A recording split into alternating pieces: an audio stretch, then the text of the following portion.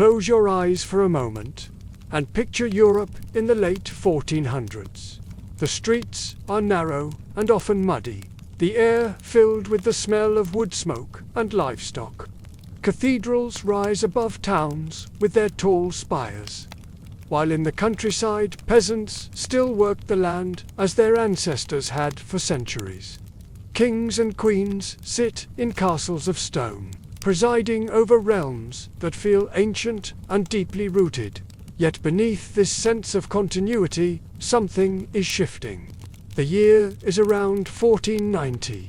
The Middle Ages are fading, and the Renaissance is blooming in cities like Florence, Venice, and Seville. Trade is expanding, knowledge is spreading through the newly invented printing press, and maps, though often inaccurate, are being drawn with more ambition than ever before.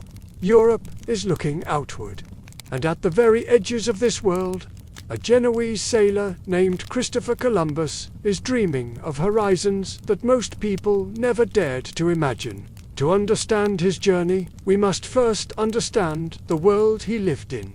For centuries, Europeans longed for the riches of Asher silk, spices, precious stones, but the known routes were long and dangerous.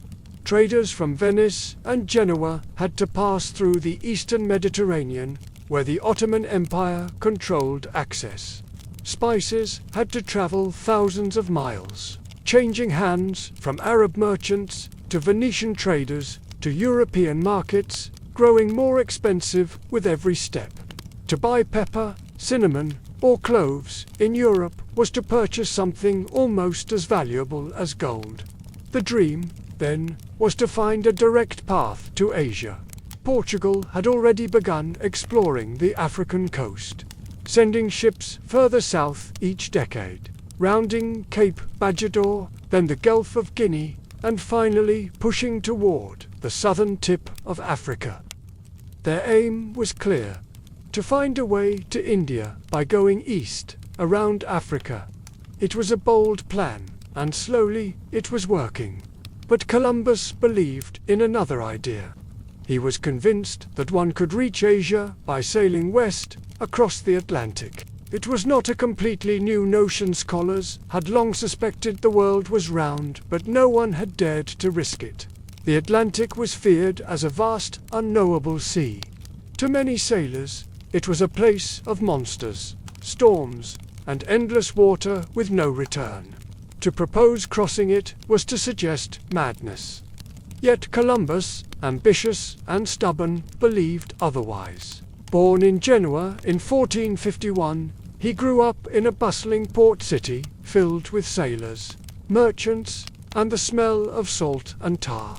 As a young man, he went to sea, learning the trade of navigation and gaining the resilience of one who knew storms and hardship. He read the works of scholars and geographers, clinging to the idea that Asia was much closer than most thought. He miscalculated, underestimating the size of the Earth and the distance across the ocean. But in his error, he saw opportunity. To him, the Atlantic was not an endless barrier, was a bridge waiting to be crossed. Still, ideas alone could not launch ships. He needed patrons, and Europe was a place where kings and queens demanded proof of profit before they invested in dreams. Columbus tried Portugal first, but was rejected. His idea seemed too risky, too uncertain. The Portuguese preferred their methodical approach along Africa's coast, so he turned to Spain, where Ferdinand of Aragon and Isabella of Castile had recently united their crowns. Their kingdom was ambitious, fresh from the Reconquista, eager to compete with Portugal in trade and prestige. Columbus presented his plan again and again, facing skepticism, delays, and outright refusal. But he was relentless. He believed not only that he could reach Asia, but that he was destined to do so. By 1492, Spain was at a turning point. The Reconquista ended with the fall of Granada, the last Muslim stronghold in Iberia.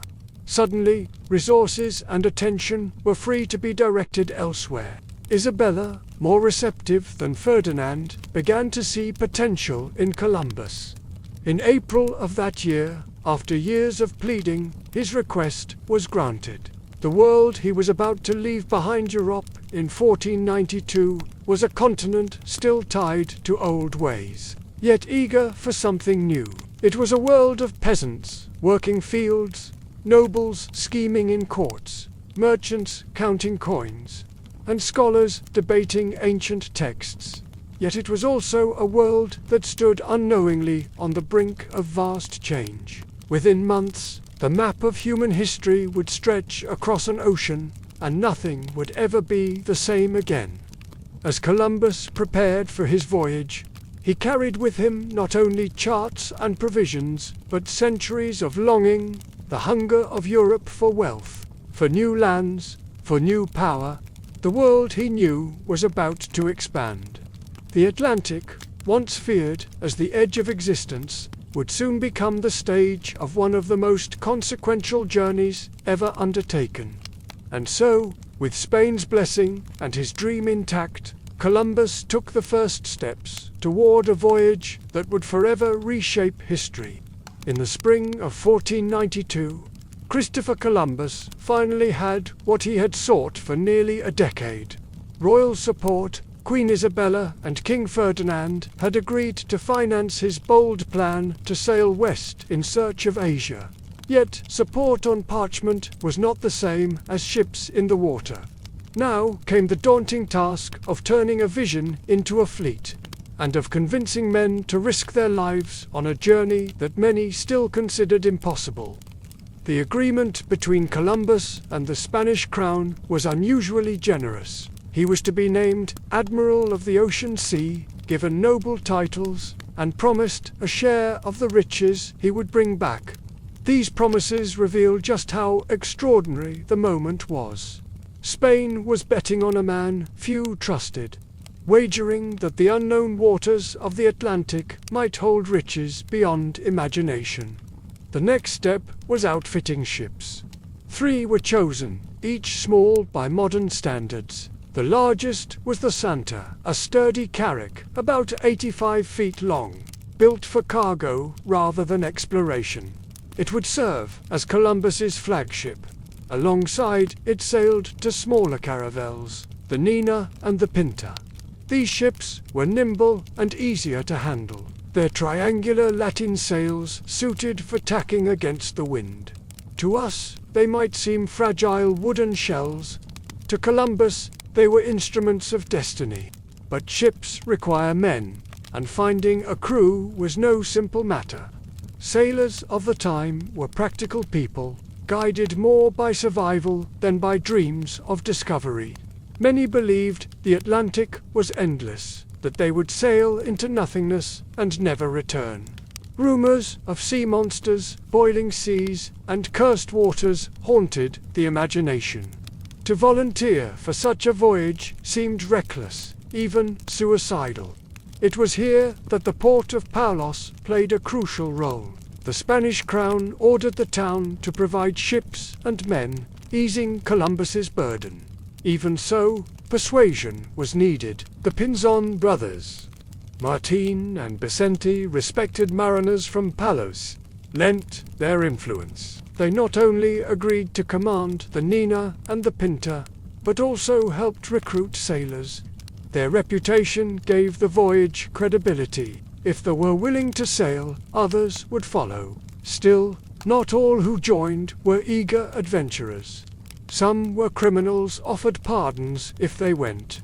Others were desperate for work, or simply too poor to refuse. A few believed in the promise of wealth, land, or status in whatever world awaited across the horizon. In the end, about 90 men signed on. Their names, recorded in history, remind us that this was not the dream of Columbus alone. It was a collective leap into the unknown. Supplies were gathered, barrels of salted meat and fish, hardtack biscuits, wine, olive oil, and beans. Fresh water was stored in casks, though it would grow foul with time. Tools, ropes, spare sails, and weapons were loaded. Chickens and pigs would provide occasional fresh meat. Navigation instruments, compasses, astrolabes, and charts were prepared, though their accuracy was limited. For entertainment and comfort, there was little. Life aboard would be cramped, smelly, and monotonous. The atmosphere in Palos that summer was heavy with uncertainty. Some cheered the bold venture, proud that their town was at the center of something grand. Others muttered that it was folly, doomed to failure. Families wept as fathers and sons prepared to leave, perhaps forever. Columbus himself must have felt the tension, exhilaration mixed with fear. He had secured his chance, but now there was no turning back. On the morning of August 3rd, 1492, the ships slipped their moorings. The Nina, the Pinta, and the Santa pushed out into the waters of the Tinto River, sails catching the summer wind. From the decks, sailors looked back at the shoreline of Spain, knowing it might be their last sight of home. Ahead lay the wide Atlantic, mysterious and uncharted. To watch those three ships depart is to witness the fragile beginning of a vast transformation. They carried not just men and supplies, but centuries of longing for gold, spices, and a new path to Asia. Columbus, standing proudly on the Santa, must have felt the weight of history pressing upon him, though he could not have known how far its consequences would reach. As the sails shrank against the horizon, Spain faded into memory, and the unknown opened before them. It was the start of a voyage that would test endurance, faith, and human imagination like never before. The preparation was over. The crossing had begun. The three ships moved steadily westward, their sails filled by the August winds. At first, the journey felt familiar. Sailors along the Iberian coast were used to short trips, fishing expeditions, and coastal trade. But soon, as the shoreline of Spain disappeared behind them, a new sensation settled in. The unnerving awareness that there was nothing but water in every direction. The Atlantic was a vast and mysterious sea. For generations, it had been imagined as the edge of the world, a place where ships might tumble into the abyss or be swallowed by monsters. Though sailors of the late 15th century knew the earth was round, fear ran deeper than logic. To sail westward without land in sight required a faith in compass needles, stars, and the steady pull of the trade winds, forces invisible yet trusted by Columbus. Life aboard the ships quickly became monotonous. Days were measured not by clocks but by watches, the changing of crews at the sound of a bell. Meals consisted of hardtack biscuits that crumbled into dust, salted meat tough as leather, beans, and wine that grew sour with time. Water in casks became stale, often covered with floating film. The stench of animals, unwashed bodies, and rotting food filled the decks. Insects thrived, yet this was the rhythm of ocean travel, accepted by those who had no choice but to endure. For the sailors, fear grew with distance. Every sunrise brought more of the same. A flat horizon of water, endless and unchanging. Some whispered that they had been led into a trap, that the sea had no end. Columbus tried to maintain order, recording distances in his log, but reporting shorter figures to the crew. An effort to calm their rising anxiety, he spoke of riches, of Cathay and China, and Japan waiting just ahead. But weeks passed, and still no land appeared. By late September, murmurs of mutiny spread among the men. Tension ran high on the Santa, the Nina, and the Pinta. How long could they continue westward with no guarantee of return? Columbus was firm, reminding them of the authority granted by the crown and the promise of unimaginable rewards. Yet he too must have felt the weight of doubt. Every captain, every explorer faces the question, what if I am wrong? Then subtle signs began to appear. A branch drifting in the water, a small piece of carved wood, floating far from any known shore. Birds flew overhead, suggesting land nearby. These signs breathed new life into the weary crew. Each day, men strained their eyes against the horizon, desperate for a glimpse of something solid. On the night of October 11th, anticipation reached a peak. Columbus had promised that if land was not sighted soon, he might have no choice but to turn back. The mood was tense, restless, charged with hope and fear. Then, around 2 in the morning on October 12th, a sailor aboard the Pinta, Rodrigo de Triana, cried out, "Tierra! Tierra land!" In the pale light of dawn, an island appeared on the horizon. After more than 2 months at sea, after doubts and near despair, they had reached something solid. The ships anchored, and Columbus prepared to go ashore. Dressed in his finest, bearing the royal standard of Spain, he stepped into a small boat and rowed toward the beach. What lay before them was not the golden cities of Asia, but the lush green shores of an island in the Bahamas, what Columbus would name San Salvador. On the beach stood the island's inhabitants, curious and cautious, watching the strangers arrive in their great wooden ships. Columbus, convinced he had reached the Indies, named them Indians. The moment was monumental. For the sailors, it was relief proof that the ocean could be crossed, that land lay beyond the endless horizon. For Columbus, it was vindication, the realization of a dream that had consumed his life. For the world, though none knew it yet, it was the beginning of a transformation that would alter history forever. The Atlantic had been crossed. A new chapter of contact, conquest, and change had begun. The vision was clear in Columbus's mind, a westward path across the ocean to the riches of Asia. But vision alone could not launch ships.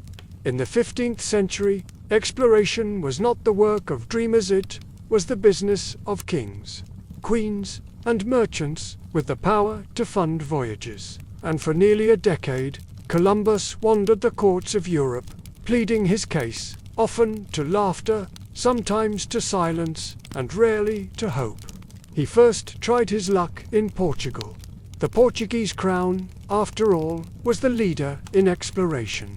Their ships had pushed steadily along the coast of Africa, reaching new lands and mapping unknown waters. Prince Henry the Navigator had long ago set Portugal on this course, and now, in the late 1400s, their mariners were approaching the southern tip of Africa.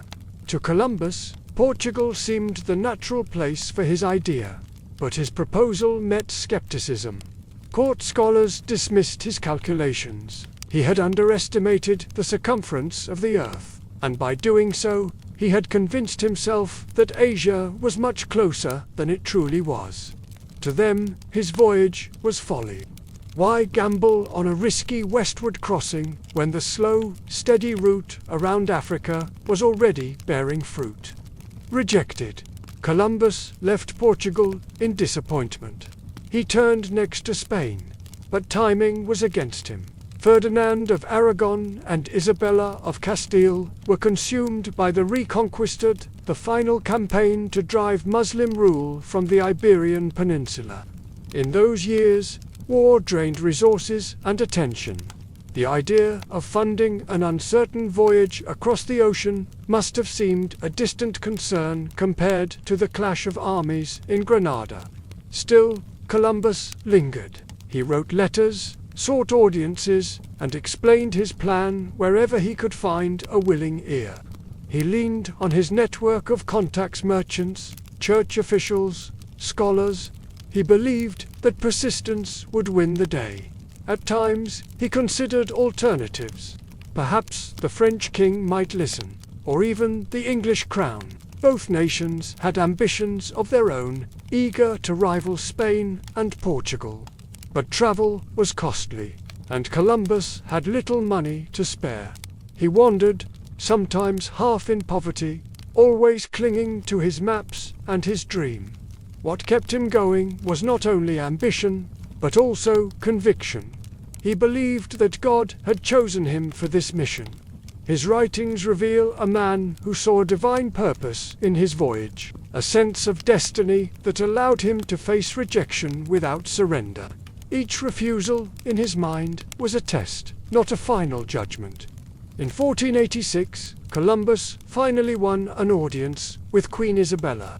He laid out his plan before her advisors: sail west to reach Asia, bring back spices, gold, and souls for Christianity. The advisors listened, calculated, and shook their heads. Again, they judged the risks too high. The ocean was vast. Provisions would not last, and no sailor had ever attempted such a passage. Isabella hesitated. Her counselors advised caution. For Columbus, it must have felt like the door was closing again. Yet Isabella did not dismiss him entirely. Perhaps she saw in him a spark of possibility, or perhaps she wished not to anger the merchants and officials who supported his idea. Whatever her reason, she granted him a small allowance and permission to remain in court while his proposal was reconsidered. Years passed. Columbus grew older, his children grew, and still he waited. He lived at times in poverty, depending on the generosity of friends. He sent petitions, gathered new arguments, and sought fresh allies. He was a man between worlds. Not yet the admiral of the ocean sea, but not willing to return to an ordinary sailor's life. Finally, in 1491, his fortunes reached a turning point. The war for Granada was nearing its end, and Spain would soon be free to look outward. Columbus made one last attempt, only to be turned down yet again. Bitterly disappointed, he prepared to leave Spain altogether, considering a journey to France. And then fate intervened. Luis de Santaangel, a royal treasurer and supporter of exploration, interceded on his behalf. He urged Isabella to reconsider, reminding her of the potential wealth and glory at stake. He appealed not only to ambition but to faith, suggesting that spreading Christianity to distant lands was a sacred duty. This time, Isabella relented. Ferdinand agreed as well, though perhaps with less enthusiasm. In April of 1492, the capitulations of Santa Fe were signed, granting Columbus titles, privileges, and the authority to sail west. At last, after years of wandering, rejection, and persistence, Columbus had found his patrons. It was a gamble for Spain, a gamble for Columbus, and a gamble for every sailor who would set foot on those ships. None could yet imagine how far the consequences of this decision would reach. In April of 1492, inside the walls of a military encampment near the captured city of Granada, Christopher Columbus's dream was sealed with ink. The war that had consumed Spain for generations, the Reconquista, was finally over. The banners of Ferdinand and Isabella now flew over the Alhambra, and with victory came new confidence. Spain was united, ambitious, and ready to look outward. It was in this atmosphere of triumph that Columbus secured the agreement that would change his life and, in time, change the world. The document was called the Capitulations of Santa Fe. On its surface, it was a contract between monarchs and a sailor. But in truth, it was a wager, a gamble, on the possibility that across the Western Ocean lay wealth, power, and glory. To Columbus, it was more than a contract. It was the recognition of a destiny he had carried in his heart for years. The terms were astonishing. Columbus was granted the title of Admiral of the Ocean Sea, a rank that placed him among the highest of Spain's nobility. He was promised the governorship of any lands he might discover, a position that would make him a ruler in his own right. Even more, he was to receive 1/10 of all wealth, gold, spices, and treasures that would come from his voyage. For a man who had once begged for patronage, these privileges were extraordinary. Why would Ferdinand and Isabella agree to such terms? Perhaps it was desperation to rival Portugal, whose explorations along the African coast threatened to monopolize the trade with Asia. Perhaps it was the encouragement of advisors like Louis de, who saw both profit and religious duty in Columbus's plan. Or perhaps it was Isabella's instinct, her willingness to gamble on a man who seemed convinced of his own destiny. Whatever the reason, the monarchs chose to risk their treasure and reputation on this Genoese navigator. For Columbus, the moment was vindication. He had been dismissed, doubted, and nearly forgotten. Now, with royal backing, he stood on the threshold of greatness. His confidence swelled, and his sense of divine mission deepened.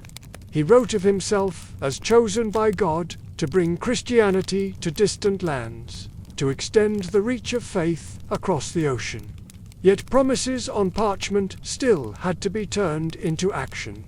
The capitulations gave him authority, but not ships, men, or provisions. For that, he would turn to the port town of Palos de la Frontera. The crown ordered the town to provide vessels, easing the burden of recruitment. Still, assembling a fleet was no simple matter. It was here that Columbus encountered the Pinzon brothers, Martin, Vicente, and Francisco, experienced sailors with wealth and influence that were respected men in Paulos. Their support was crucial. In particular, agreed to invest some of his own money and helped recruit skilled seamen. With their backing, the expedition gained credibility. What had once seemed the fantasy of a dreamer now looked like a venture worth attempting. The 3 ships chosen were modest by the standards of empire. Santa Maria Columbus's flagship was a sturdy carrack built for cargo but steady enough for the open sea. The Nina and the Pinta were caravels, lighter and faster, their triangular sails giving them agility in uncertain winds. To imagine these 3 vessels setting out to cross an ocean is to grasp the daring of the voyage. They were not mighty galleons, but small wooden ships, vulnerable to storms and misfortune.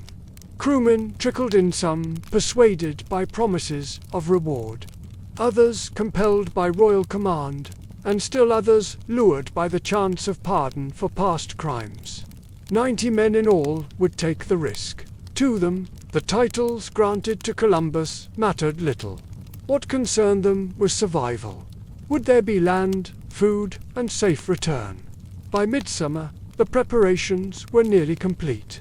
Barrels of food and water were loaded, ropes and sails inspected, weapons stored, and livestock brought aboard. The docks of Palos must have been alive with the sounds of hammering, shouting, and the creak of timbers as the fleet readied itself. Families said goodbye, uncertain if they would ever see their loved ones again. For the people of Palos, this was not only Columbus's gamble, but theirs as well. And yet, beneath the bustle of preparation, there lingered an air of destiny. The capitulations of Santa Fe had transformed Columbus from a wandering petitioner into an admiral with authority and a mission. Spain had given him its blessing. The ships were ready, the men were chosen, and the horizon waited. In a few short weeks, sails would rise, and the westward gamble would begin. The summer of 1492 settled hot and restless over the port town of Palos de la Frontera. Along its narrow streets, whispers carried from tavern to tavern, "The Genoese is leaving soon."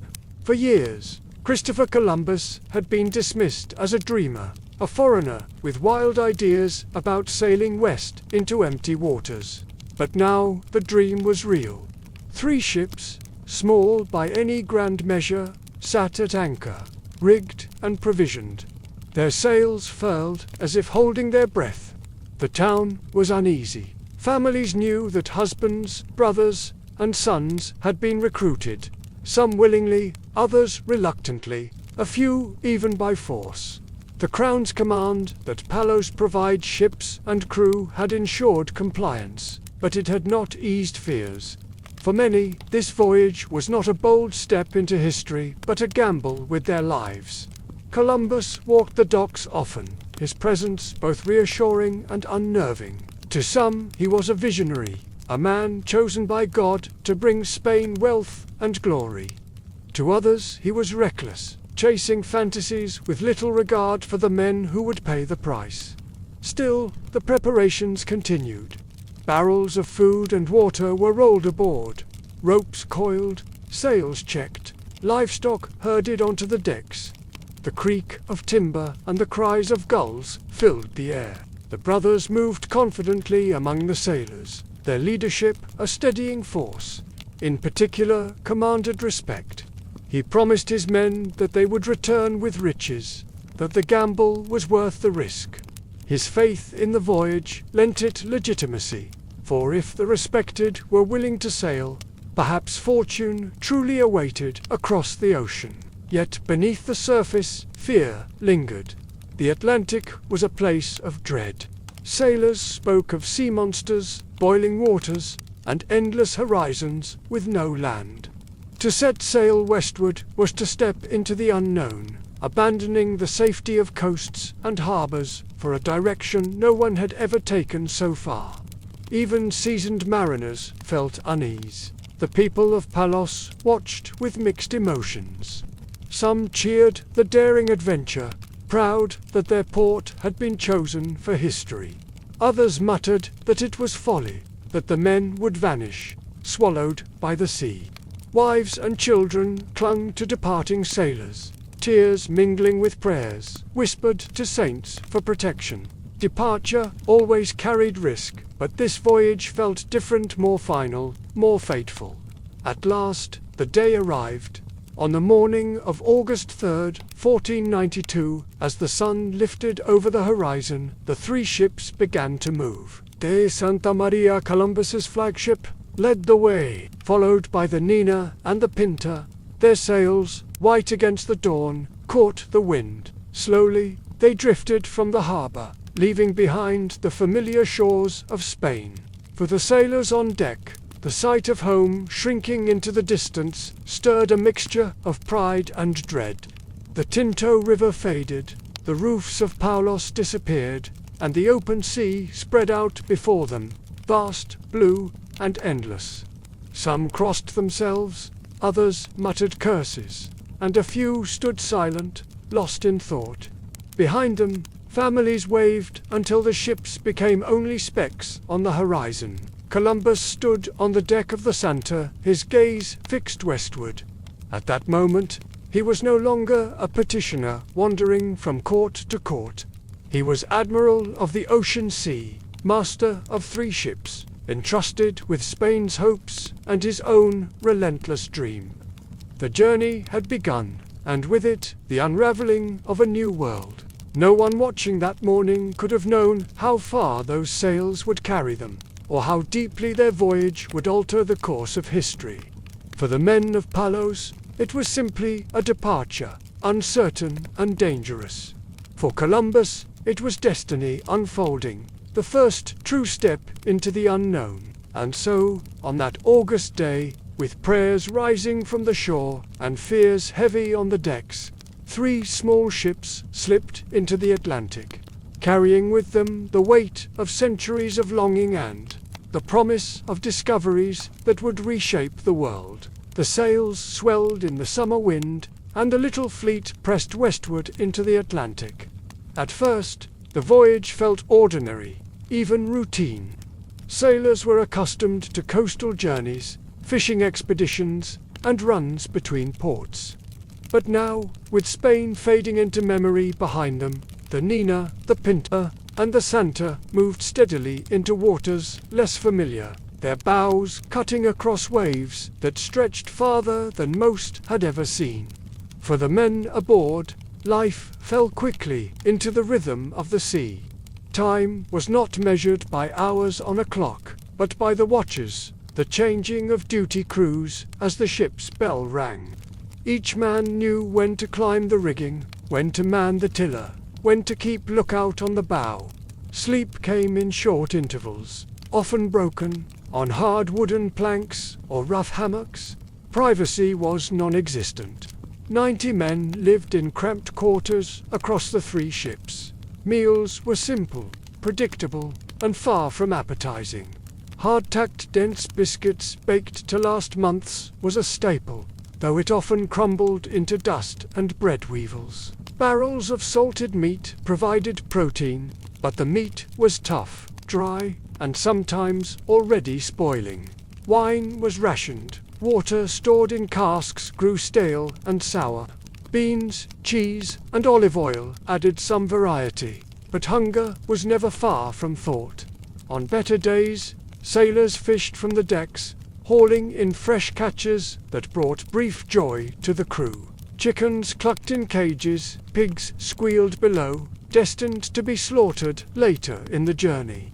The ships themselves offered little comfort. The Santa Maria Columbus's flagship was the largest, but even she was less than 90 feet long. The caravels, Nina and Pinta, were smaller still, nimble and quick, but with almost no shelter from the wind and spray. Sailors lived in the open, enduring sun by day and damp chill by night. Rain soaked their clothing, which rarely dried. Salt crusted on their skin and hair, rubbed raw by the endless motion of the sea. Yet, amidst discomfort, routine gave a strange sense of order. Each day began with prayers, for faith was as necessary as food. The men sang hymns, asked for safe passage, and sought protection from storms and unknown perils. Superstition mingled with devotion charms hung from belts. Whispered prayers were made to saints, and some avoided speaking aloud of misfortune, fearing it would summon disaster. Columbus himself kept 2 sets of records. In his private log, he noted the true distances covered each day. In another, he deliberately reported shorter figures to the crew, hoping to calm their growing unease.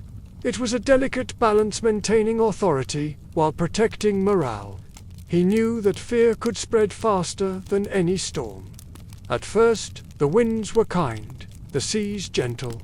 The trade winds carried them steadily westward, filling their sails and speeding their progress. Spirits rose, and sailors joked that perhaps the voyage would be easier than they had feared. They spoke of the riches that awaited: spices, gold, silk streams, encouraged by Columbus and the brothers. But, as the days turned into weeks, unease crept in. The horizon never changed. Each morning revealed the same endless expanse of water, blue by day, black by night, with no shore in sight. The monotony itself became a burden. Men who had once felt adventurous now muttered that they had sailed too far, that they would never see Spain again. Some feared that the ocean had no end, that they were doomed to drift forever in a watery void. Small tensions broke out among the crew. A sailor accused another of hoarding food. A fight flared over gambling with dice. Tempers snapped quickly in the cramped space of the decks. Columbus intervened when necessary, reminding them of their mission, promising that land lay ahead. He pointed to drifting seaweed, to flights of birds, to the subtle changes in wind, anything that could suggest they were nearing shore. Still, doubt lingered. As September wore on, the sailors began to whisper of mutiny. What if the admiral was wrong? What if the earth was larger than he claimed? The sea stretched before them, unbroken, silent, and indifferent. And yet, each day the ships pressed forward, their sails pulled by the same winds that had carried them from Paulos, their timbers groaning, their men caught between fear and hope. The Atlantic was no longer a distant rumor, was their world now, their prison and their path. In those first weeks, the voyage was not yet triumph or disaster. It was endurance. 90 men bound together on 3 fragile ships, pushing west into the unknown, each sunrise carrying them farther from home. Each sunset deepening the question that haunted every heart. Would there ever be land again? By late September of 1492, the voyage had stretched far longer than most of the sailors had ever known at sea without sight of land. Each morning, the horizon brought nothing but more water. The novelty of adventure had faded into monotony, and monotony had given way to dread. Fear spread quietly at first, in whispers during the night watches. A sailor would mutter to his companion that they had sailed too far, that no land could possibly lie ahead. Another would recall the warnings of priests or old tales of sailors swallowed by the ocean. The belief that the Atlantic was endless began to resurface, no matter how much men told themselves the earth was round. Columbus sensed the unease. He was an experienced mariner, but also a strategist of the mind. He understood that the greatest danger to his voyage was not storm or hunger, but despair. To keep his men calm, he kept 2 logs, one recording the true distances they traveled each day, and another that understated the miles. He showed the second to the crew, making the voyage seem shorter than it truly was. In this way, he hoped to prevent panic, to suggest that they had not sailed irretrievably into the void. But deception alone could not silence growing doubt. The seas offered strange sign patches of floating seaweed that drifted around the ships, suggesting land might be near, yet no shore appeared. Birds circled overhead some days, and then disappeared. Branches and carved sticks floated in the water, stirring excitement, only for disappointment to follow when days passed without land. The sailors grew restless. Gambling games with dice or cards became heated arguments. Accusations of cheating, theft, or hoarding food sparked sudden fights. In the cramped quarters of the Nina, the Pinta, and the Santa Tempers snapped easily. Rumors of mutiny spread. Some whispered that they should turn back, with or without the admiral's consent. Others suggested casting Columbus overboard, claiming he had misled them all. Few dared to speak these thoughts aloud, but they hung heavy in the salt air. Columbus met this with iron will. He gathered the men and promised them wealth beyond imagining: gold, spices, silks. He spoke of the honor they would bring to Spain and the favor of the monarchs who had entrusted them with this mission. He reminded them, too, of God's providence, insisting that their voyage was not only a search for riches but a holy duty. His conviction was unshakable, and in moments of doubt, his sheer certainty kept the men from breaking apart. The brothers also played their part, and Vicente commanded respect among the sailors, men of Paulo's, who had recruited many of the crew. They urged patience, insisting that the voyage would succeed. Their loyalty to Columbus was not without limits, but for now it steadied the fleet. Days dragged on. The Atlantic stretched endlessly. Yet, just when despair deepened, signs returned. On October 7th, the crew spotted flocks of birds flying southwest, as if toward land. Spirits rose. The Pinta adjusted its course to follow them. Hope rekindled in every heart. But again, days passed with nothing on the horizon. Frustration turned to anger. Some sailors demanded they turn back. They argued that continuing westward was madness, that the admiral had miscalculated, that Spain was already too far behind them. For a brief, tense period, mutiny seemed only a breath away. Columbus stood firm. He declared that they would sail onward, no matter the cost. He promised that if land was not sighted soon, he would consider turning back, but his words carried more determination than concession. He was unyielding, driven by faith in his vision. To him, retreat was unthinkable. Night after night, the men stared into the darkness, praying for a glimpse of land. The ocean groaned around them, endless and indifferent. The ships creaked, timbers straining under the weight of hope and fear. Then, at last, the signs grew stronger. Fresh branches floated past, green, and alive. A small piece of carved wood drifted by, evidence of human hands not far away. The men's hearts stirred with renewed hope. Perhaps, at last, their suffering was nearing its end. The tension of mutiny did not vanish, but it shifted into anticipation. They were close. The horizon that had mocked them for weeks now promised revelation. Each sunrise might be the one that revealed a new world. The fleet pressed onward, sails full, men weary but alert, every eye searching the line where sky met sea. For now, discipline held, mutiny postponed. Ahead lay destiny. The night of October 11th was restless. Tension rippled across the three ships as they pushed through dark waters, sails heavy with the wind. For more than 2 months, the men had stared at nothing but sea and sky.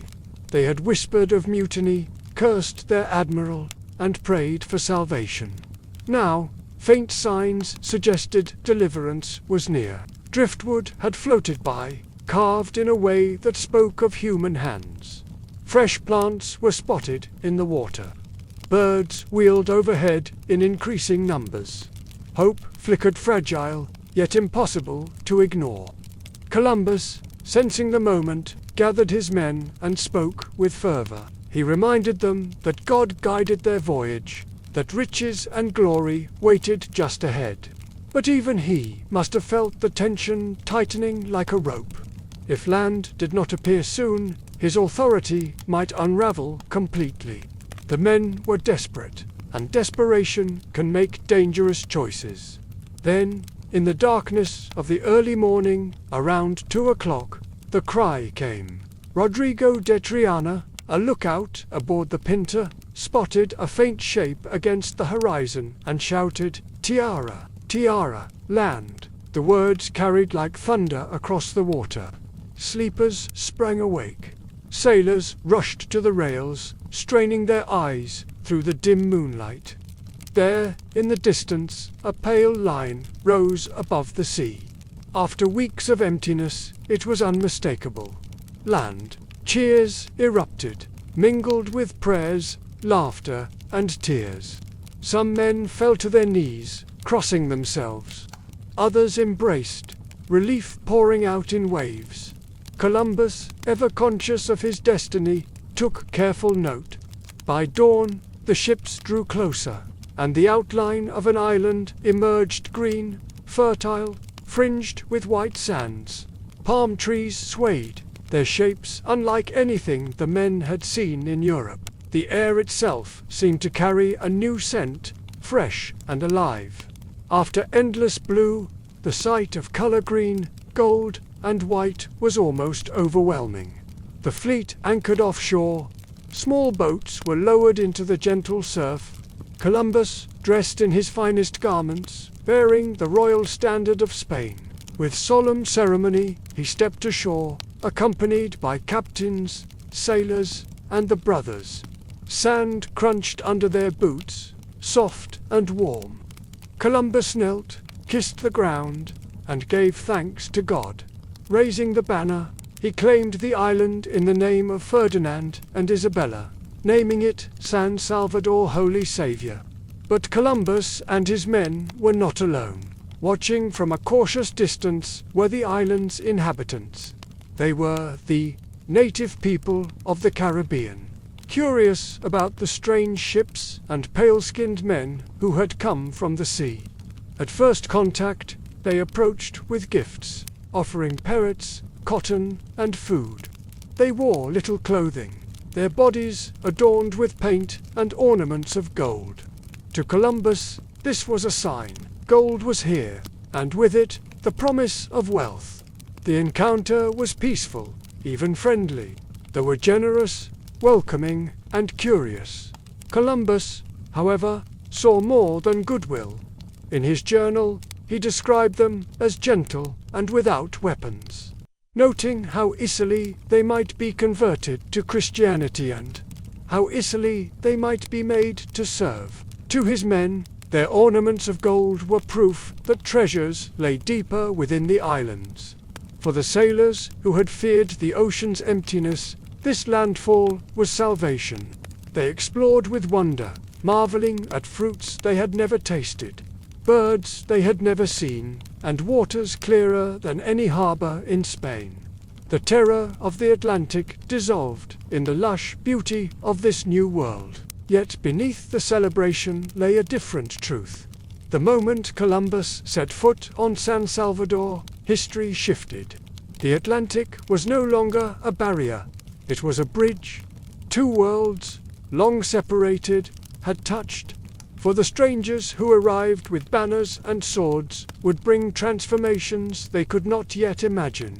For the sailors, the voyage had been vindicated. For Columbus, it was triumph, the fulfillment of a dream, and the beginning of something far larger than he himself could comprehend. The sea was behind them. Before them lay the Caribbean, and with it a story that was only beginning. When dawn broke fully on October 12, 1492, the island of San Salvador shimmered under the rising sun. The air was warmer than Spain, filled with the cries of unfamiliar birds and the scent of flowering plants. Palm trees leaned toward the surf, their fronds glinting with dew. For the men who had endured 2 months of endless sea, the sight felt miraculous vivid proof that their ordeal had not been in vain. Columbus stood on the beach, still clutching the banner of Spain. Around him, sailors marveled at the island's beauty. They scooped up handfuls of sand, fine and white, and filled their hands with leaves and fruit. Some fell to their knees, still muttering prayers of thanksgiving. After weeks of salt water and hardtack, the island seemed a garden, lush and alive. The people watched them carefully, at first from a distance, then gradually, with curiosity overcoming caution, they approached. Their bodies were lean, their skin bronzed by the sun, their hair black and straight. Many wore ornaments of gold or shells, and their faces were decorated with paint. They carried no swords or shields, only simple tools and woven baskets. The first exchange was gentle. They brought gift spirits, cotton thread, fruits. In return, Columbus offered glass beads, red caps, and trinkets of little value in Europe. But marvels to the islanders, smiles and gestures bridged the gap of language. They touched the sailors' garments, fascinated by their fabrics, and pointed curiously at their beards, for few among them grew such hair. Columbus, however, looked beyond the friendliness. In his journal, he noted how timid and generous the islanders seemed. He remarked on their lack of weapons, observing only simple spears of wood. To him, their openness suggested vulnerability. He wrote that they would make excellent servants, that they could easily be converted to Christianity. For Columbus, even in this moment of awe, calculation was never far from thought. The sailors, meanwhile, explored the island. They discovered fruits unlike any they had known, sweet guava, juicy pineapples, and cassava bread baked from roots. Streams of fresh water ran clear and cool. Brightly colored birds darted through the trees. Compared to the crowded streets and stony fields of Europe, this land seemed like paradise. The men laughed, splashed in the shallows, and tasted everything they could find. For them, discovery was not just political, it was sensory, immediate and overwhelming. But Columbus's eyes turned constantly toward gold. The small ornaments worn by the nose rings, bracelets, tiny pendants sparked his imagination. Where did this gold come from? Could there be more, hidden in rivers or mountains inland? He questioned the islanders with gestures, pointing to the ornaments and miming a request. They pointed vaguely toward the horizon, naming other islands where more gold might be found. To thee, perhaps it was a simple truth. Some neighbors had more gold. To Columbus, it was a promise of kingdoms rich with treasure. He resolved to explore further. Within days, the fleet sailed again, moving among the islands of the Bahamas. Each new land was greeted with wonder. White beaches, green forests, and people who welcomed them with curiosity. Columbus named each island, claiming them for Spain, as if the act of naming alone could bind them to his monarchs. The unarmed and generous could not know that these gestures of possession carried a future that would change their lives forever. For the sailors, these explorations were a time of relief and adventure. They had feared death in an endless ocean, and now they walked on warm sand, tasted sweet fruit, and filled their eyes with beauty. Their laughter returned.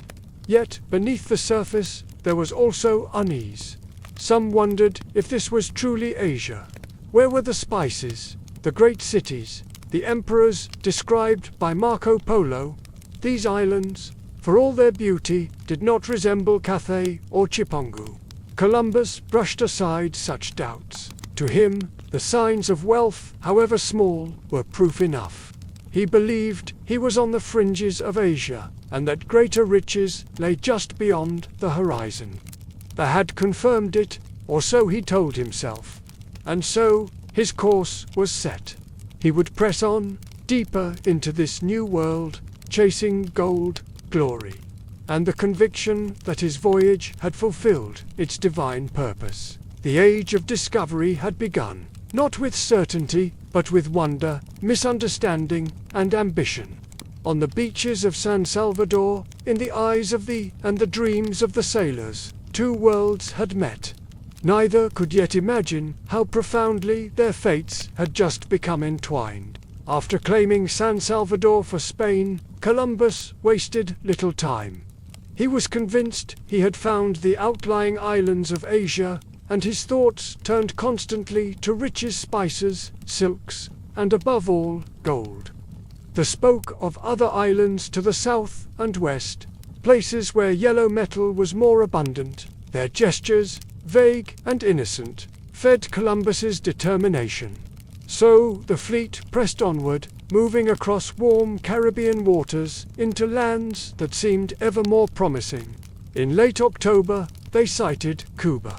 To the sailors, its size was staggering compared to the smaller islands they had passed. Long coastlines stretched into the distance, covered in thick forests and rising hills. The air smelled of herbs and flowers unknown to them. Birds filled the skies, their feathers flashing with colors the Europeans had never seen. Columbus believed he had reached Chipangu, Japan itself.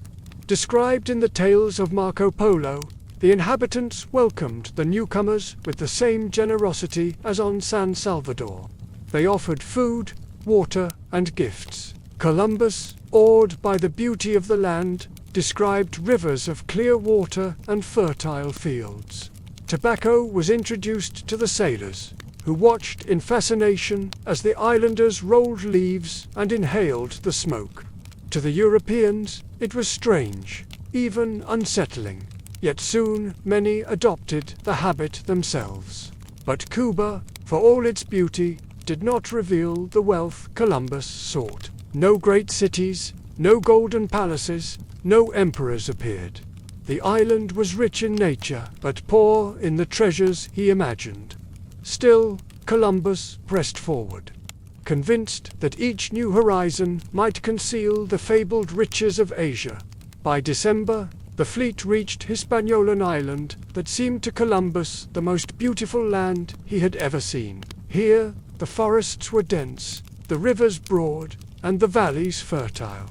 The people were generous and wore more ornaments of gold. Small pieces glittered in their ears and around their necks, enough to convince Columbus that the islands, rivers, and mountains must be rich with the metal. It was on Hispaniola that the first crisis struck. On Christmas Eve of 1492, the Santa ran aground on a reef. Despite desperate efforts, the ship was lost.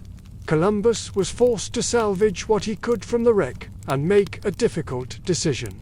With limited space left on the Nina and Pinta, he could not take all his men back to Spain. Instead, he chose to establish a small settlement. Using timbers from the wrecked Santa, the sailors built a fort. They named it La Navidad, the Nativity, in honor of the holiday. Columbus left behind about 39 men to garrison the fort, promising that he would return with more ships and supplies. The men, eager to explore and tempted by the promise of gold, accepted. Some likely imagined themselves becoming lords of the island, rich and powerful in this new land, but they welcomed the settlement at first. They offered food and gifts, curious about these strangers who had come from across the sea. Columbus wrote glowingly of their generosity, their simplicity, and their openness to Christianity. Yet he also noted their vulnerability. They had no iron, no advanced weapons, and little understanding of European ambitions. For Columbus, it was not simply friendship, was opportunity. With La Navidad established, Columbus prepared to return to Spain. His voyage had begun as a desperate gamble, but now he carried proof to present to Ferdinand and Isabella. Exotic goods, captured parrots, a few ornaments of gold, and stories of vast new lands. He also planned to bring several with him, believing they would serve as living evidence of his discovery. The loss of the Santa was a setback, but in Columbus's eyes, the overall voyage was triumph. He had crossed the Atlantic, found islands rich in beauty, and planted Spain's flag on new shores. La Navidad stood as the first European foothold in the America's fragile outpost. Small and uncertain, but the seed of empire, as he sailed away from Hispaniola in early 1493, leaving his men behind. He could not know what fate awaited them. He could not know that La Navidad would soon fall into ruin, undone by conflict and misunderstanding. For now, he saw only success, and the promise of glory waiting across the ocean when he returned to Spain. The new world lay open, and Columbus believed he had found the edge of Asia. In truth, he had begun something far greater, though he could not yet see its shadow. In early January of 1493, Columbus turned his ships eastward. The Nina and the Pinta, the only vessels left of his small fleet, strained against Atlantic winds as they began the long voyage back to Spain. Behind him, on Hispaniola, stood La Navidad, a small fort of timber and hope, garrisoned by 39 men. They waved him farewell with shouts of confidence, certain that when Columbus returned, it would be with a great fleet, supplies, and the wealth of an empire. The homeward passage was no easy triumph. The Atlantic, which had seemed so merciful on the outward journey, revealed its fury on the return. Storms lashed the ships with waves taller than masts. The Nina, Columbus's vessel, was battered and nearly lost. At one point, believing all was doomed, Columbus sealed a brief account of his voyage in wax and cast it into the sea inside a barrel, praying it might reach Spain even if he did not. But fortune turned. Though bruised and shaken, the ships survived. In March 1493, the Nina limped into the harbor of Paulos. Word spread quickly. The Genoese dreamer had returned, and he claimed to have found new lands beyond the ocean. For a town that had watched its sons vanish into the horizon 7 months earlier, it was almost unbelievable. Bells rang, crowds gathered, and the air filled with both joy and disbelief. From Paulos, Columbus set out for Barcelona, where Ferdinand and Isabella held court. Along the way, his arrival in towns and villages was greeted with awe. He paraded parrots, strange fruits, ornaments of gold, and several captives dressed in European clothing. To common folk, these were wonders beyond imagination, tangible proof of a world they had never dreamed existed. When at last Columbus entered Barcelona, he was received as a hero. The Catholic Monarchs staged a public celebration. Dressed in his finest, Columbus walked in procession, surrounded by nobles, clergy, and curious crowds. He carried treasures from the Caribbean, bright feathers, woven cotton, and the glint of gold. The captives walked beside him, their presence both astonishing and unsettling to onlookers. In the royal audience, Columbus knelt before Ferdinand and Isabella. He presented his findings with solemn ceremony, describing the islands, the people, and the possibilities of riches and Christian conversion. He insisted he had reached the Indies, the long-dreamed-of lands of Asia. The monarchs listened with rapt attention. They saw in his words not only the promise of wealth, but also the expansion of faith and power. The court erupted in excitement. Priests saw the chance to spread Christianity. Merchants dreamed of trade and profits. Nobles imagined conquests and titles. To the people of Spain, Columbus's return was the dawn of a new age. He was granted honors, his titles confirmed, and promises of future voyages assured. For Columbus, it was vindication beyond measure. Only a year before, he had been a petitioner begging for support. Now he was admiral of the ocean sea, honored by monarchs, admired by commoners, and praised as the man who had crossed the unknown. He basked in glory, convinced that divine providence had guided his hand. Yet, beneath the celebration, shadows lingered. La Navidad was fragile.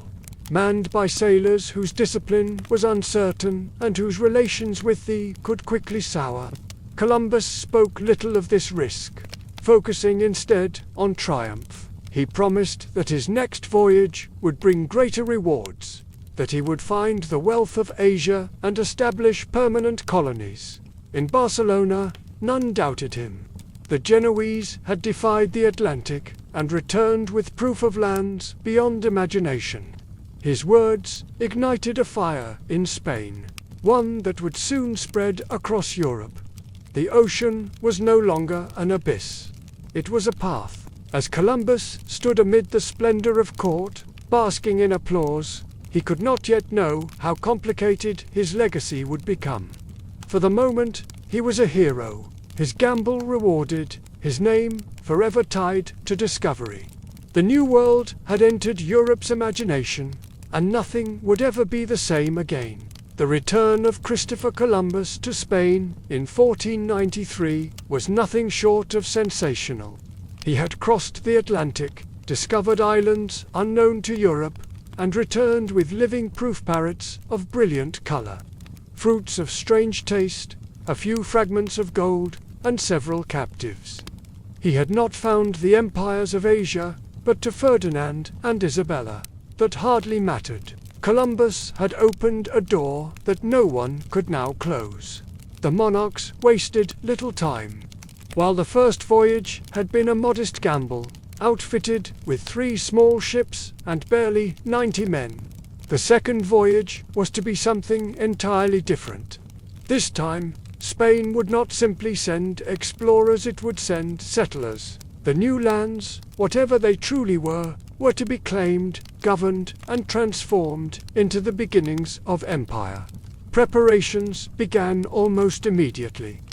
Word spread quickly across Spain and Europe, and men of all kinds rushed to offer themselves for the expedition. Nobles, priests, soldiers, and adventurers came forward, each driven by their own vision of opportunity. Some dreamed of riches in gold and trade. Others dreamed of spreading Christianity to new peoples. Many were simply desperate for a chance to escape poverty or obscurity at home. The scale of the fleet was impressive. 17 ships were gathered, ranging from caravels to larger vessels capable of carrying settlers, livestock, and supplies.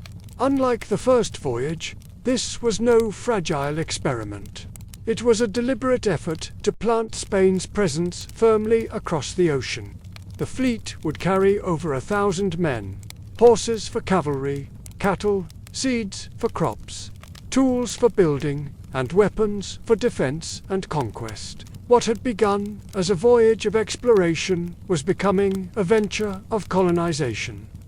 Columbus oversaw the preparations with the authority of his new titles: Admiral of the Ocean Sea, Governor of the Discovered Lands. He walked the docks with a confidence that came from triumph, though some in court still doubted his judgment. His first voyage had brought back wonders, but not the great cities of Asia he had promised. Even so, his name now carried power, and the monarchs had invested their prestige in his success. Priests joined the expedition, eager to convert the islanders, described as gentle and open.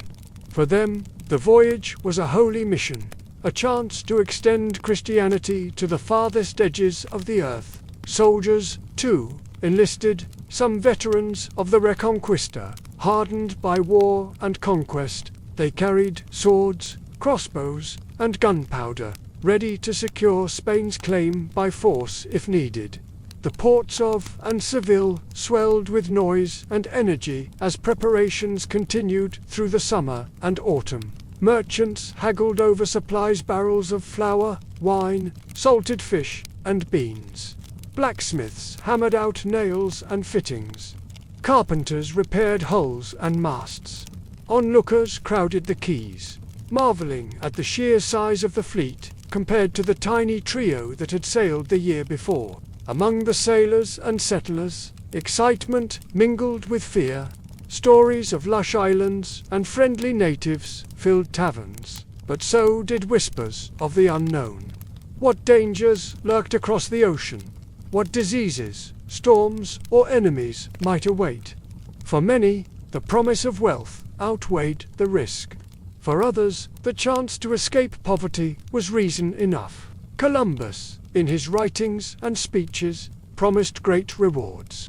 He spoke of lands rich in gold, of fertile fields ready for cultivation, of souls ready for baptism. He described the islands as stepping stones to the great empires of Asia, still convinced, or at least still insisting, that he had reached the Indies. Whether he believed fully in his own words, or whether ambition demanded them, is impossible to say. By September of 1493, the fleet was ready. 17 ships stood at anchor, their sails furled, their decks crowded with men and supplies. Horses stamped in the holds, livestock bleated, and the creak of timbers filled the air. Over 1,000 souls prepared to entrust themselves to the Atlantic, driven by promises of glory, wealth, and faith. On September 25th, the fleet departed. From sails blossomed in the wind, and the armada surged westward. Unlike the hesitant departure from Palos a year before, this was a confident march into the unknown, a display of Spain's new ambition.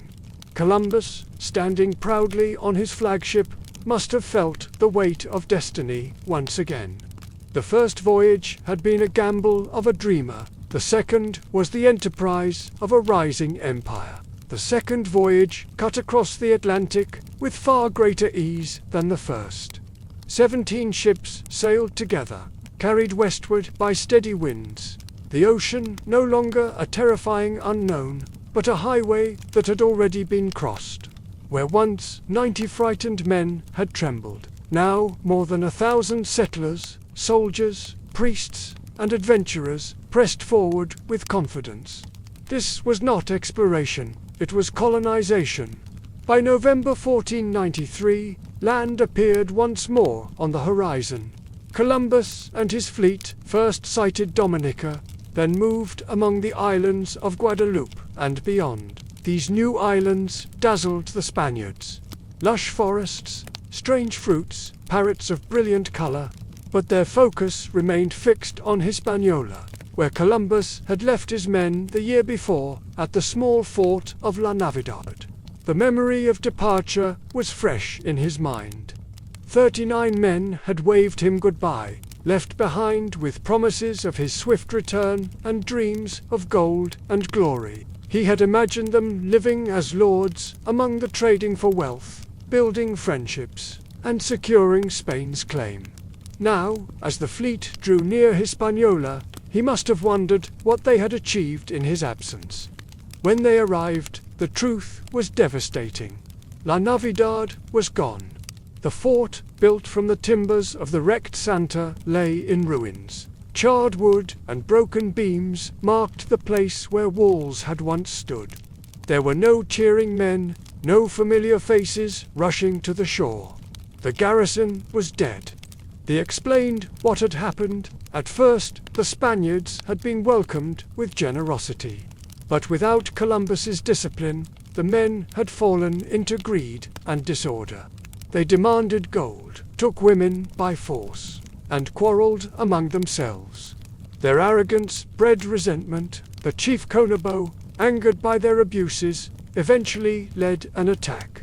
The settlement was destroyed, the Spaniards killed. For Columbus and his companions, the discovery was a sobering moment. Their triumph had already turned to ashes. It was the first clear sign that conquest would not be simple, that the people of these islands were not merely subjects waiting to serve. They were generous, but they were also proud and unwilling to endure abuse. Yet even in this moment of tragedy, Columbus's ambition pressed forward. Instead of despairing, he chose to build anew. Only a few miles east of the ruins of La Navidad, he ordered the construction of a new settlement, a proper town, fortified and permanent. It was named La Isabella, after the Queen herself. Here, stone houses, a church, storehouses, and barracks began to rise. For the first time, Spain planted a true colony in the New World. The building of La Isabella revealed the stark difference between the first and second voyages. The first had been a daring gamble, fragile and uncertain. The second was a determined project of empire. Fields were planted with wheat, sugarcane, and grapes. Horses were unloaded for cavalry, cattle for farming, and chickens for food. Spain intended not just to explore, but to stay. But shadows loomed over the new colony from the beginning. Supplies proved insufficient. The soil did not suit European crops as well as hoped. Diseases spread among settlers unused to the climate. Quarrels erupted between Columbus and some of his men, who resented his authority and doubted his leadership. The death of the garrison at La Navidad haunted them. A reminder that their presence was not welcome to all. That who had at first received the strangers with kindness began to see the reality of Spain's intentions. The new settlement was not a trading post, but a conquest. Spaniards demanded food, gold, and labor. When resistance appeared, Columbus responded with force. Early skirmishes escalated, and the fragile trust of first contact gave way to suspicion and conflict. For Columbus, the ruins of La Navidad stood as both warning and justification. He saw in them proof that discipline and authority must be enforced, that kindness alone would not secure Spain's hold. For they marked the beginning of resistance, a refusal to surrender their land and lives without struggle. Thus, the second voyage began not with triumph, but with ashes. The dream of empire was still alive, but its foundations were bloodied. The encounter between Europe and the Caribbean, which had started with curiosity and generosity, was turning toward mistrust, violence, and domination. The ruins of La Navidad whispered of what was to come, a clash not of individuals, but of worlds. La Isabella rose quickly on the north coast of Hispaniola, just a few miles from the ruins of La Navidad. Columbus envisioned it as the jewel of Spain's new dominion, a proper town named for Queen Isabella, with streets, stone buildings, a church, a storehouse, and defenses strong enough to withstand attack. For the first time, Europeans sought not only to explore the New World, but to live in it, to carve out a permanent home across the ocean. At first, there was a sense of pride. Sailors who had once known only the cramped decks of caravels now hammered beams into walls, stacked stones into towers, and saw fields tilled with European crops. Livestock bleated in pens, horses stamped in the soil, and chickens scattered among the huts. A bell rang from the small church, calling settlers to prayer. It seemed, for a brief moment, as though Spain had planted a little piece of Europe in the Caribbean. But reality soon intruded. The soil, though fertile in its own way, resisted the wheat and grapes the Spaniards tried to grow. Crops failed, and supplies brought from Spain dwindled faster than expected. Barrels of food spoiled in the tropical heat, and salt meat rotted before it could be eaten. Hunger spread. The settlers, many of whom had imagined themselves wealthy lords upon arrival, were unprepared for labor. They were nobles, priests, and soldiers, not farmers or craftsmen, suited to carving a town from wilderness. Dissatisfaction grew. Men grumbled that they had been misled, that Columbus's promises of gold and riches had turned into the drudgery of digging, planting, and suffering. Disease followed hunger. Strange fevers spread through the colony, carried by mosquitoes or tainted water. The air was heavy and damp, the heat relentless, unlike anything the Europeans had known. Settlers grew weak, skin pale, bodies trembling with illness. Death stalked La Isabela quietly at first, then more openly, as graves multiplied. Columbus faced criticism from all sides. Some accused him of poor leadership, others of exaggerating his discoveries. He tried to maintain order, but his authority was challenged by nobles, who resented obeying a Genoese foreigner. Arguments flared, discipline wavered, and loyalty to the admiral frayed. The once generous hosts began to withdraw. At first they had offered food and assistance, curious about the strangers. But, as Spanish demands grew, resentment simmered. The settlers wanted gold, labor, and tribute. They saw their land taken, their people forced into servitude. Skirmishes broke out, raids and counter-raids that deepened mistrust. In 1494, Columbus led expeditions into the interior of Hispaniola, seeking gold. Small amounts were found in rivers, enough to stoke ambition, but not enough to satisfy Spain's hunger for wealth. His reports described rich veins waiting to be mined, but the reality on the ground was far harsher. The colony remained fragile, its people sick and discontent, its survival uncertain. And yet, Columbus clung to his vision. In letters sent back to Spain, he spoke of fertile lands, abundant resources, and peoples ready for conversion. He painted a picture of opportunity, of wealth just beyond reach.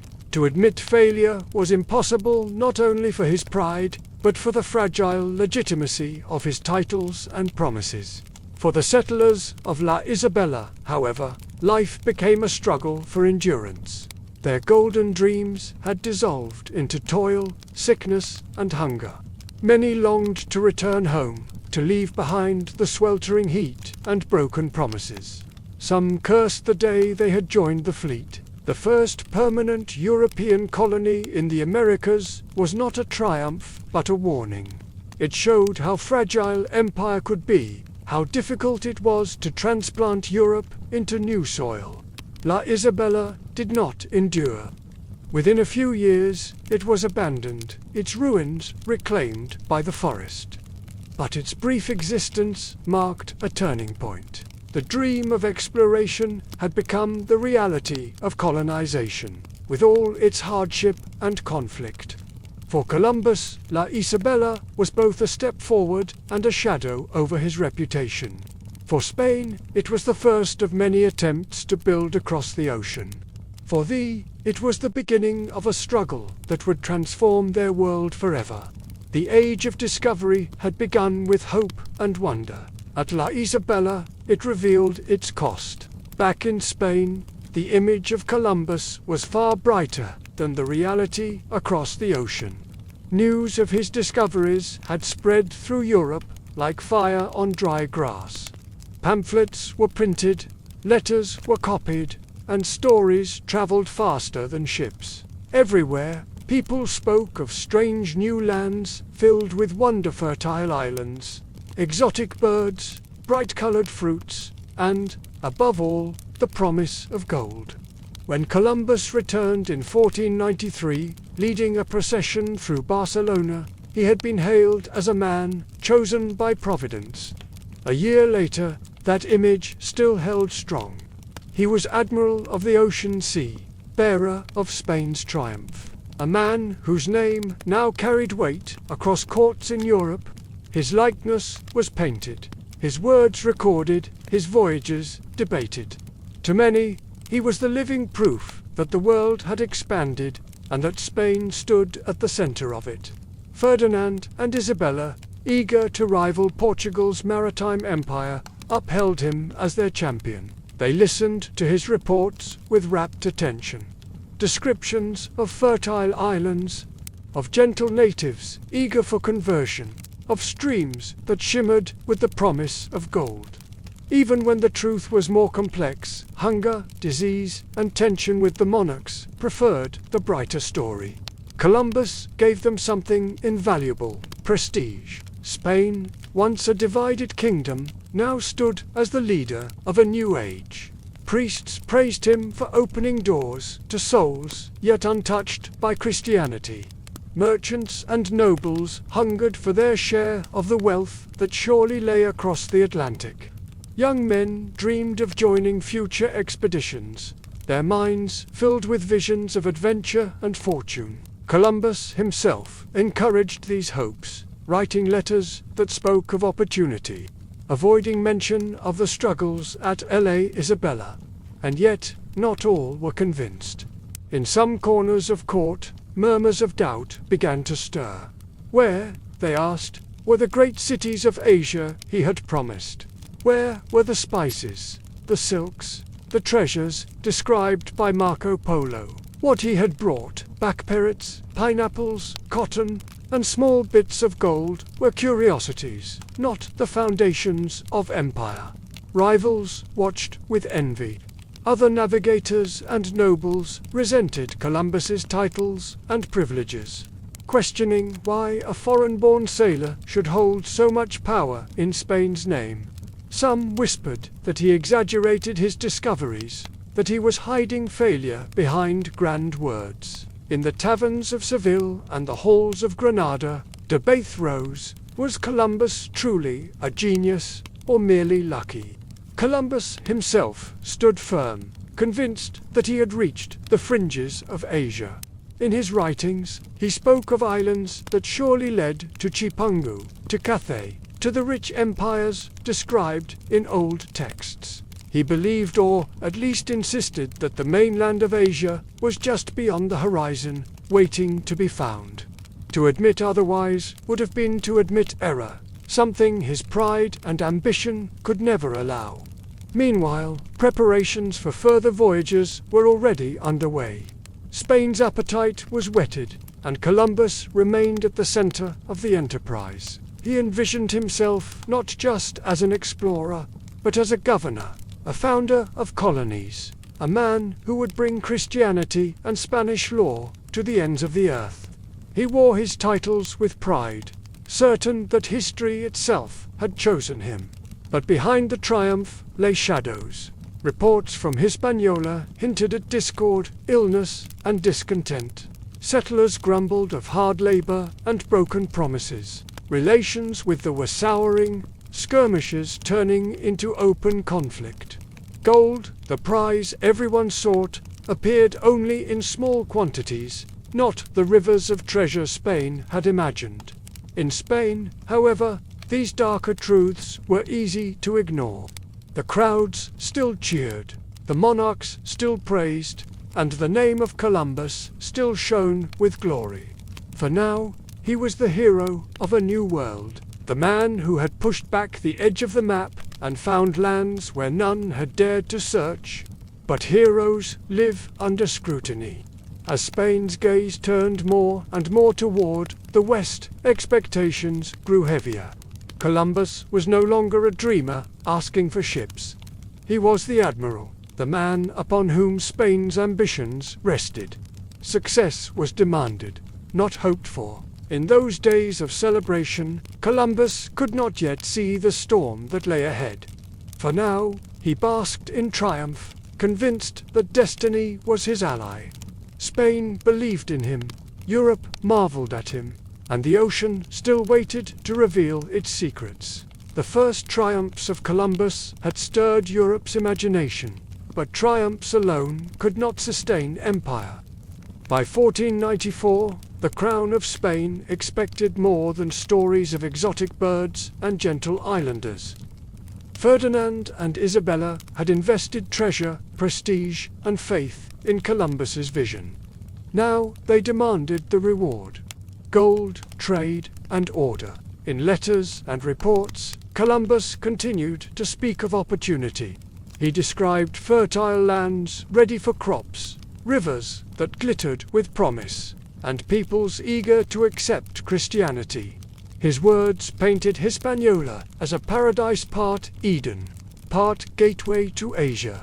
He spoke of rich deposits of gold just waiting to be gathered, of lands vast enough to support countless settlers, of seas filled with untapped wealth. But reality was harsher. La Isabela was struggling, its settlers weakened by disease and hunger, its storehouses running low. Crops planted in European fashion withered in the tropical soil. Supplies from Spain arrived too slowly. The settlers, many of them noblemen and adventurers, grew restless. They had crossed the ocean with dreams of wealth and power, not to toil in the sun like peasants.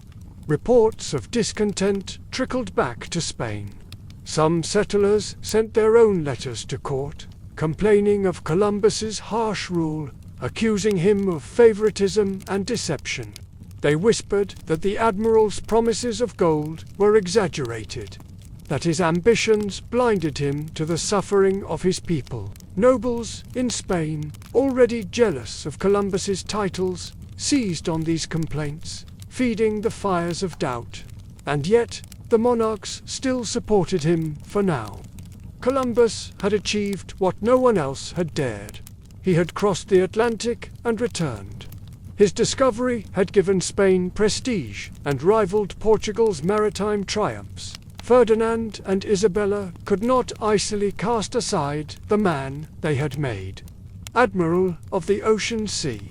But their patience was not endless. They wanted proof that their investment would yield riches worthy of empire. Columbus, under this pressure, pushed harder. He organized expeditions into the interior of Hispaniola, sending men to search rivers and mountains for gold. They returned with small quantities, enough to spark hope, but never enough to satisfy Spain's appetite.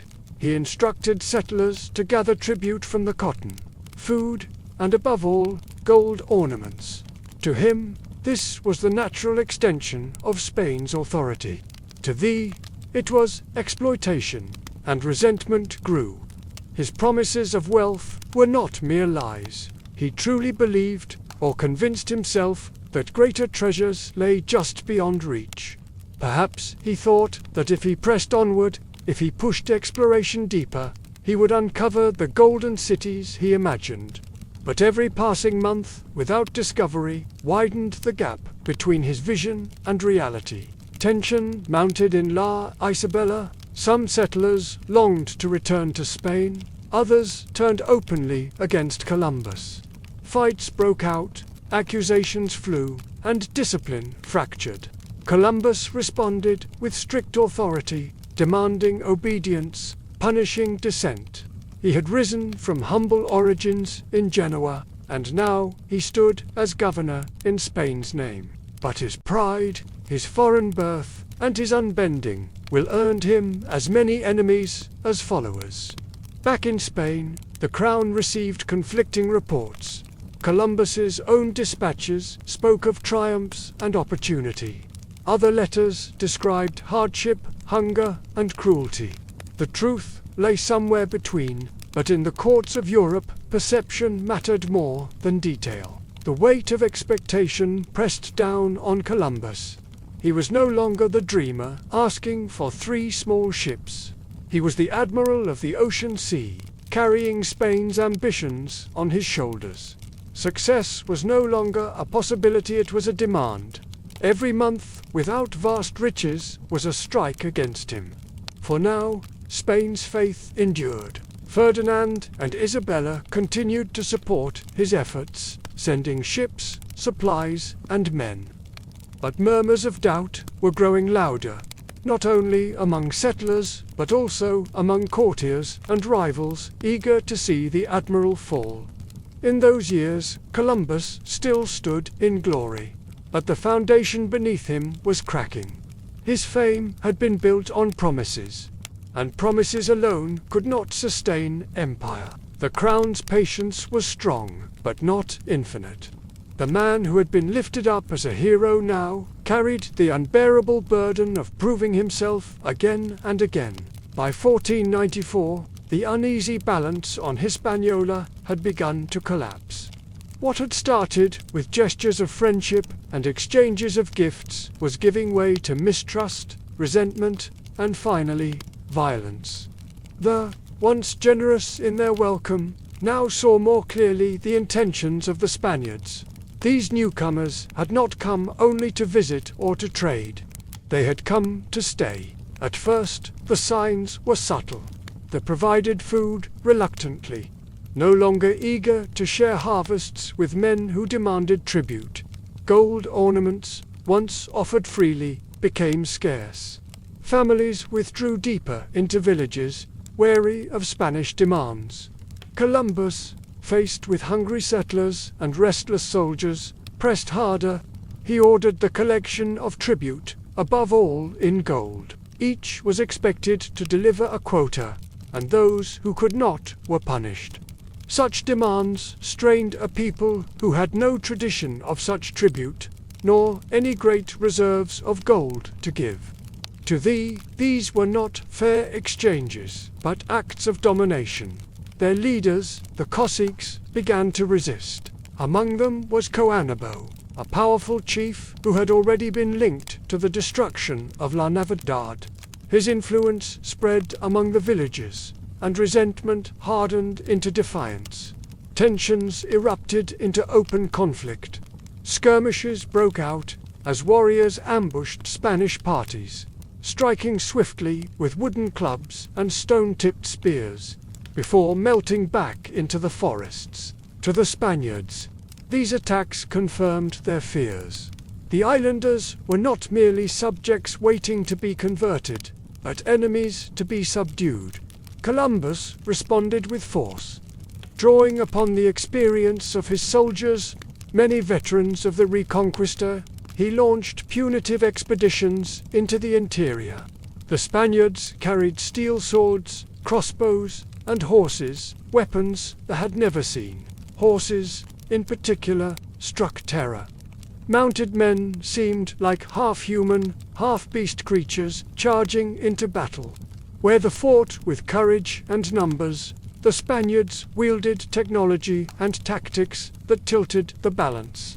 One of the most notorious clashes came when Columbus sent a force against Coanabo himself. Through a mixture of deceit and force, the chief was captured and bound. His capture was paraded as a symbol of Spanish dominance, proof that resistance was futile. But resistance did not end with him. Across Hispaniola, villages continued to fight back, refusing to yield to demands of tribute and labor. For the settlers, these conflicts deepened both fear and cruelty. Men who had once dreamed of wealth now felt trapped in a hostile land, surrounded by enemies. To them, harshness seemed the only way to survive. For the presence of the Spaniards was no longer a curiosity, but a threat to their way of life, their freedom, and their survival. The violence marked a turning point. The first voyage had ended in awe and wonder, in gifts and curiosity. The second voyage revealed the true face of empire hunger for gold, hunger for land, hunger for control. The clash between Spaniards and was not simply a misunderstanding of cultures. It was the collision of two worlds, each unwilling to surrender. Columbus, in his reports, framed the conflicts as necessary acts of discipline, signs that the islanders needed firm guidance and Christian order. To Ferdinand and Isabella, he presented victories as proof of his strength and authority. Yet beneath the triumphal words lay a harsher truth. Peace had been broken, and the hope of harmony was fading. For the arrival of the Spaniards marked the beginning of an ordeal that would reshape their lives. Their generosity had been met with demands, their resistance with steel. For the Spaniards, the clashes hardened their resolve. The dream of gentle conquest was gone. What remained was the will to dominate. On Hispaniola, the clash of swords and the cries of battle echoed through forests that had once seemed like paradise. The New World was no longer a place of marvels, alone it had become a battlefield. By 1494, Columbus was no longer a lone dreamer guiding 3 fragile ships across an unknown sea. He commanded an armada. 17 vessels had crossed with him on the second voyage, carrying more than 1,000 settlers, soldiers, priests, and craftsmen. What had begun as a daring gamble was now an imperial project. Spain had committed itself to building a presence across the Atlantic, and Columbus was its admiral, governor, and symbol. From his base at La Isabela on Hispaniola, Columbus launched expeditions to explore the wider Caribbean. His ships traced coastlines, cut across turquoise waters, and dropped anchor at island after island. They visited Jamaica, with its mountains and lush valleys. They sailed past Puerto Rico, admiring its beauty and abundance. They moved along the southern shores of Cuba, still believing it might be the fabled Chipango Japan itself, described by Marco Polo. Everywhere the Spaniards went, they marveled at the richness of the land. Forests were thick with unfamiliar trees. Rivers teemed with fish. Birds of dazzling colors filled the skies. Fruits grew in abundance: pineapples, guava, cassava. To Europeans, accustomed to the fields and stone towns of Castile, these islands seemed like paradise. Yet beneath their wonder lay a relentless question. Where was the gold? They continued to receive them with cautious hospitality. They offered food, ornaments, and guidance, but the Spaniards' demands grew heavier. Columbus pressed for information, always pointing to golden trinkets and asking where the metal came from. Island chiefs gestured vaguely toward other lands, perhaps to satisfy the strangers, perhaps simply to send them away. For the Spaniards, each gesture became a map, each promise a reason to push further. Meanwhile, La Isabela struggled. Disease, hunger, and quarrels drained the settlement. Many of the settlers, unaccustomed to hard labor, grew resentful. Some openly criticized Columbus's leadership, spreading word that he exaggerated his successes. Still, Columbus pressed on, determined to prove his vision true. In the spring of 1494, he led a larger expedition into the interior of Hispaniola. There, in the mountainous regions, small deposits of gold were indeed found. Nuggets and flakes glittered in riverbeds. It was not the endless wealth Spain hoped for, but it was enough to sustain Columbus's claims. He wrote to Ferdinand and Isabella, describing vast riches, insisting that greater treasures lay deeper inland. For Spain, this was enough encouragement to continue the investment. Yet, exploration was not only about wealth. Priests who had come on the second voyage sought to spread Christianity. They baptized converts, taught prayers, and raised wooden crosses in villages. For them, the mission was holy, and they saw the islanders as souls to be saved. But their efforts were entangled with Spain's hunger for control. Conversion often accompanied tribute, and faith was tied to obedience. The Spaniards also introduced animals and crops that transformed the islands. Horses grazed in clearings, their presence both awe-inspiring and terrifying to the cattle, pigs, and chickens spread quickly, altering landscapes and diets. Wheat and grapevines struggled in the tropical climate, but sugarcane thrived, setting the stage for plantations that would reshape the Caribbean. The second voyage was not the adventure of discovery the first had been. It was the beginning of empire messy, fragile, and often brutal.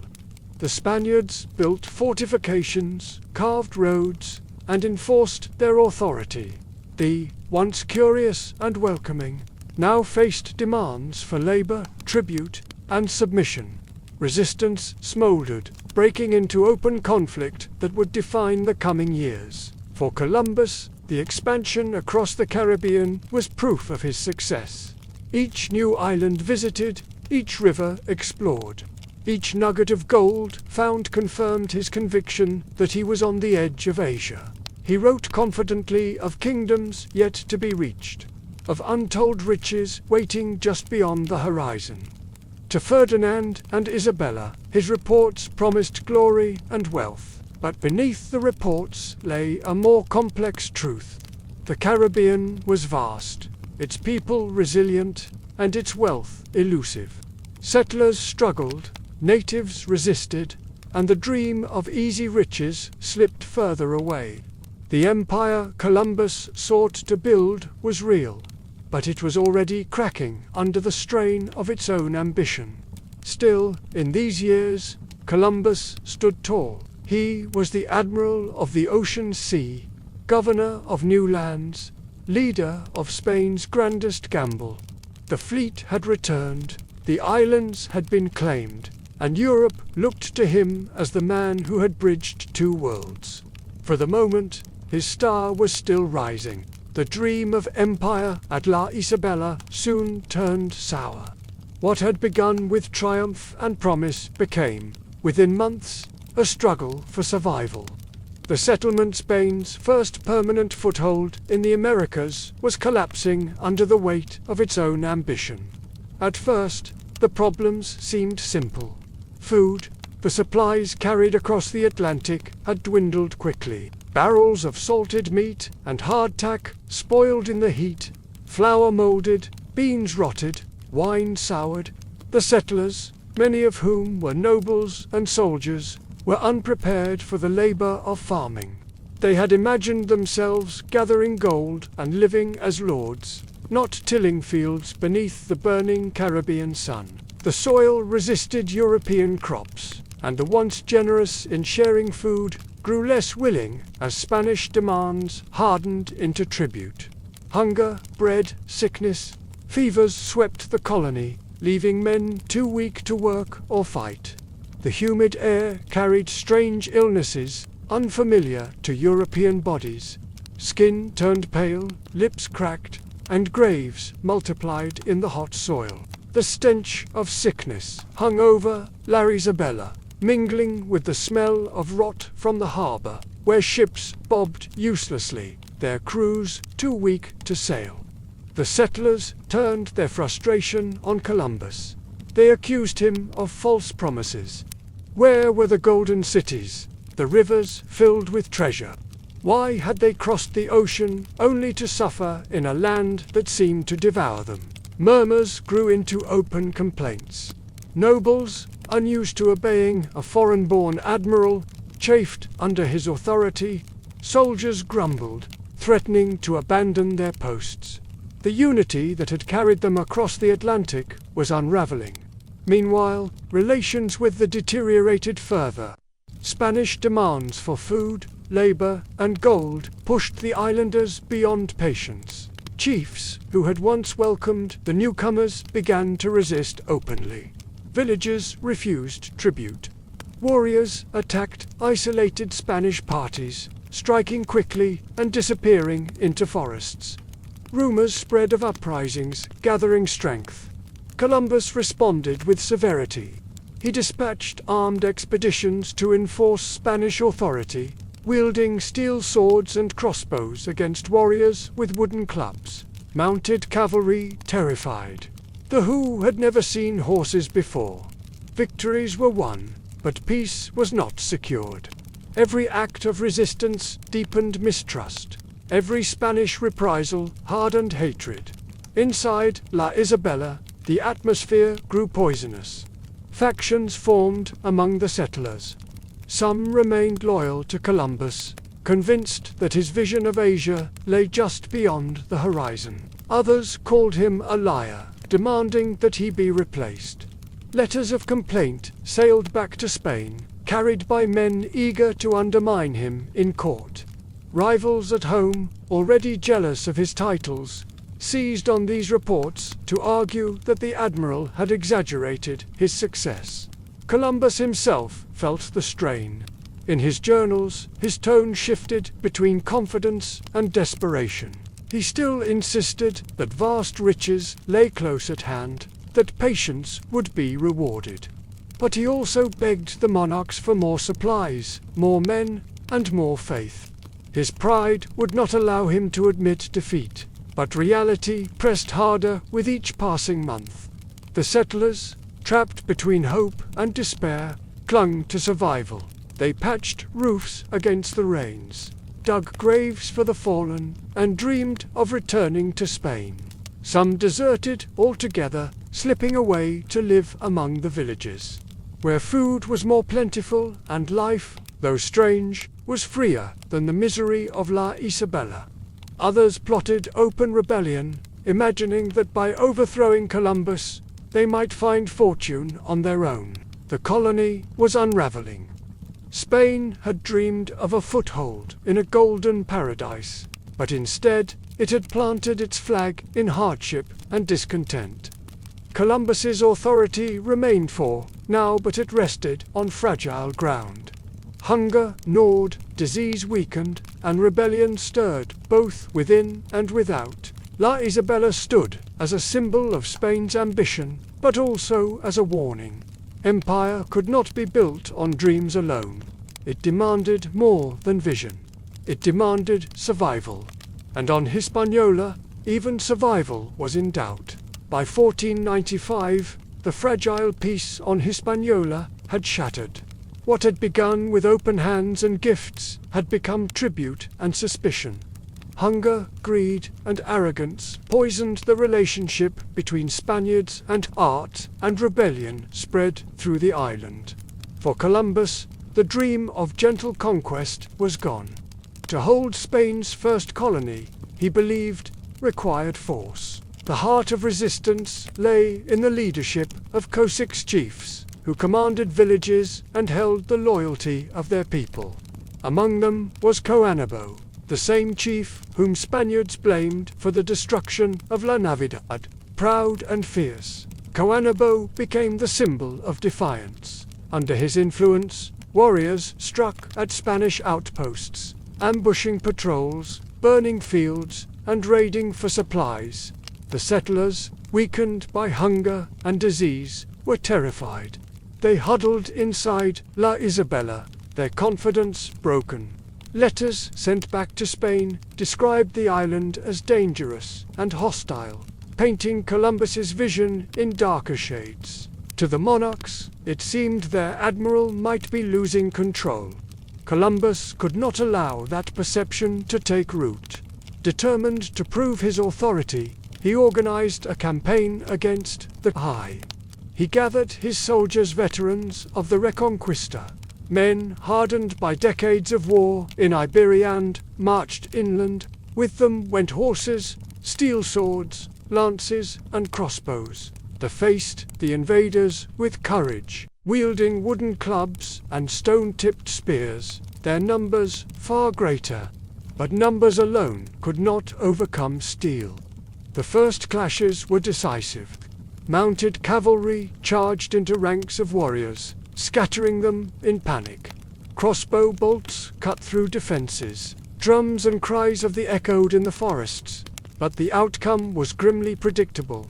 Villages were burned, fields destroyed, captives taken. The Spaniards' power was no longer a promise, it was demonstrated in fire and blood. Cawanabo himself was captured through treachery. Columbus sent envoys offering peace, but lured the chief into a trap.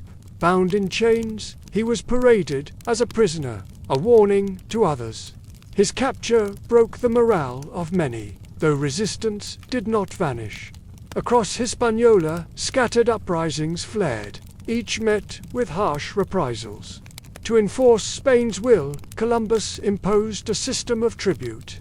Every adult was required to deliver a quota of gold, dust, or cotton. Those who complied received tokens, small copper discs, to show they had paid. Those who did not faced punishment. For this was not tribute but enslavement. A demand for wealth they could not produce in lands where gold was scarce. The system bred misery. Families tore apart rivers and mountains, searching for gold that barely existed. Villages were emptied of food to feed Spanish settlers. Hunger spread among even as it continued to gnaw at the colony. The gentle exchanges of the first encounters were gone. In their place stood domination, enforced by steel and fear. Columbus, in his letters to Spain, described his victories as necessary discipline. He portrayed the tribute system as orderly governance, a way to teach obedience and secure prosperity. He assured Ferdinand and Isabella that riches were flowing, that the island was under control. But beneath the ink, the reality was harsher. The population, once welcoming and abundant, was being ground down by violence, exploitation, and despair. For the settlers, the suppression of rebellion brought a measure of safety, but not satisfaction. Many still resented Columbus, accusing him of exaggeration and misrule. The colony remained fragile, its survival still uncertain. Yet Spanish power had been asserted. The message was clear. Resistance would be crushed. On Hispaniola, the dream of paradise had given way to conquest. The New World was no longer a place of wonder, but of struggle between hope and despair, generosity and greed, freedom and domination. The iron hand of empire had closed around the island. For Columbus, it was a victory he believed necessary. For it was the beginning of a tragedy that would unfold for generations. By 1498, 6 years had passed since Columbus first set sail across the Atlantic. In those years, his fame had spread throughout Europe. He was still celebrated as the Admiral of the Ocean Sea, the man who had opened the way to lands beyond imagination. Yet, beneath the praise, shadows deepened. Reports from Hispaniola told of hunger, discontent, and rebellion. Rivals at court whispered that Columbus was a poor governor, unfit to rule. The monarchs still supported him, but their faith was no longer absolute.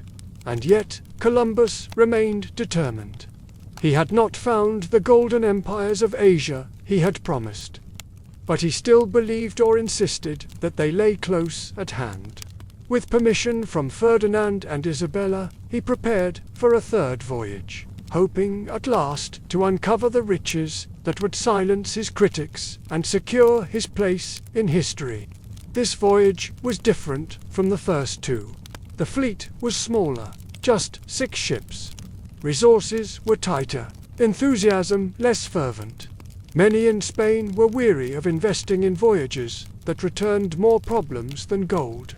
Still, Columbus pressed forward, convinced that destiny had not yet revealed its final gift. He chose a new course. Instead of striking straight west from Spain, he steered south, seeking winds that would carry him farther toward the equator. The decision brought hardship. The heat grew unbearable. Barrels of wine and water spoiled in the sweltering holds. Worms infested the wood, and provisions dwindled. Sailors sweated beneath a sun more intense than any they had known, tempers fraying as thirst gnawed at them. But then, after weeks of misery, salvation appeared.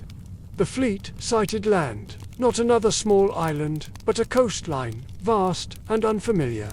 It was the mouth of the Orinoco River, in what is now Venezuela. Fresh water poured into the sea in such abundance that sailors could drink from it miles offshore.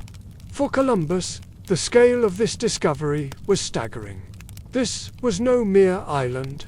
This was something greater, a landmass, so immense that it must, he thought, be part of the fabled mainland of Asia. The sailors went ashore, marveling at the richness of the landscape. The forests were thick, the rivers broad, the soil fertile. They met native peoples who welcomed them with food and kindness. Gold ornaments appeared once again, sparking Columbus's unending hunger for more. He wrote of the beauty of the land, calling it paradise, and convinced himself that he had reached the edge of the Garden of Eden itself. Yet beneath his wonder lay unease. The sheer size of this land hinted at something beyond his expectations. Could this truly be Asia? Or was it something else entirely, a continent unknown to Europe? Columbus could not bring himself to admit such a thought. To do so would mean his entire vision had been wrong. Instead, he framed it within the world he knew, writing that the mainland of Cathay must be near. The encounter with South America was one of the great moments of his life. Yet he did not linger. His fleet was weary, his supplies low, and Hispaniola still demanded his presence. Leaving the broad rivers and endless forests behind, he turned north. Sailing back towards the colony that had become both his triumph and his torment, the third voyage had revealed something extraordinary, a new continent, though Columbus himself never understood its full significance. He believed he had touched Asia. In truth, he had reached a land entirely separate, a world that would transform the map forever. But if the southern coast offered a vision of promise, Hispaniola awaited him with crisis. The colony was in turmoil, settlers rebellious, and his authority crumbling. The discovery of South America was a triumph of exploration. What awaited him on Hispaniola would be the beginning of his downfall. When Columbus left the lush shores of South America in 1498, he sailed north with hope in his heart. The Orinoco River had convinced him he had touched the edges of Asia. Surely, he thought, this discovery would silence critics and prove his destiny. Yet, as his ships approached Hispaniola, the admiral's excitement dimmed. Smoke rose along the coast, not from welcoming fires, but from unrest. His colony, far from thriving, was unraveling. La Isabela, his once proud settlement, had long since failed. Disease, hunger, and quarrels had hollowed it out until its survivors abandoned the site. In its place, new towns struggled to rise, but none could escape the weight of despair. The settlers who had crossed the Atlantic dreaming of gold and estates found only back-breaking labor, poor food, and conflict. Many cursed the day they had followed Columbus. By the time he returned, open rebellion had already flared. Spanish settlers accused him of harsh rule, favoritism, and broken promises. They claimed he rewarded loyalists while punishing dissent, enriching himself while others starved. Some demanded the right to sail home, to tell the monarchs of his failings. Others whispered of replacing him altogether. Columbus tried to restore order, but his methods only deepened resentment. He ruled with rigid authority, demanding obedience, enforcing discipline with punishments that seemed excessive to men who believed themselves free subjects of the crown. He had risen from obscurity in Genoa, and many Spanish nobles could not accept that such a man now held power over them. Meanwhile, relations with the grew worse. The tribute system Columbus had imposed triggering each adult to deliver gold or cotton-strained communities to breaking point. Those who failed to meet quotas faced punishments so harsh that even some Spaniards recoiled. Gold was scarce, food scarcer, and the islanders bore the burden of both. Uprisings spread across Hispaniola, and violence followed. The Spaniards responded with cruelty. Armed patrols hunted rebels, villages were burned, and captives were enslaved. The island's harmony, so evident when the ships had first arrived in 1492, was gone. What remained was mistrust and bloodshed. Columbus himself felt the weight of betrayal. He believed he had been chosen for a divine mission, yet his men muttered against him. His colony teetered on collapse, and his enemies in Spain gathered evidence of his failures. To the settlers, he was no longer the heroic admiral, but a harsh governor who had promised paradise and delivered misery. Reinforcements arrived from Spain, but instead of easing tensions, they deepened divisions. New settlers quarreled with old. Some refused Columbus's authority altogether, claiming they answered only to the crown. Rumors spread that officials in Spain were already considering stripping him of his powers. Desperate, Columbus tried diplomacy, writing long letters to Ferdinand and Isabella. He described the hardships settlers faced, but also the potential riches. He pleaded for patience, for faith, for more supplies. He insisted that gold existed in abundance, if only Spain would commit the resources to find it. Yet his words, once full of triumph, now carried an edge of desperation. The truth was harder to ignore. Hispaniola had become a place of misery for both Spaniards, and hunger gnawed at bellies. Disease stalked the settlements, and distrust poisoned every exchange. Columbus's authority was fraying, and his vision of empire was clouded by daily survival. Still, he clung to his sense of destiny. He believed the setbacks were temporary, that the golden empires of Asia lay just beyond reach. If Hispaniola resisted him, it was only because God was testing his resolve.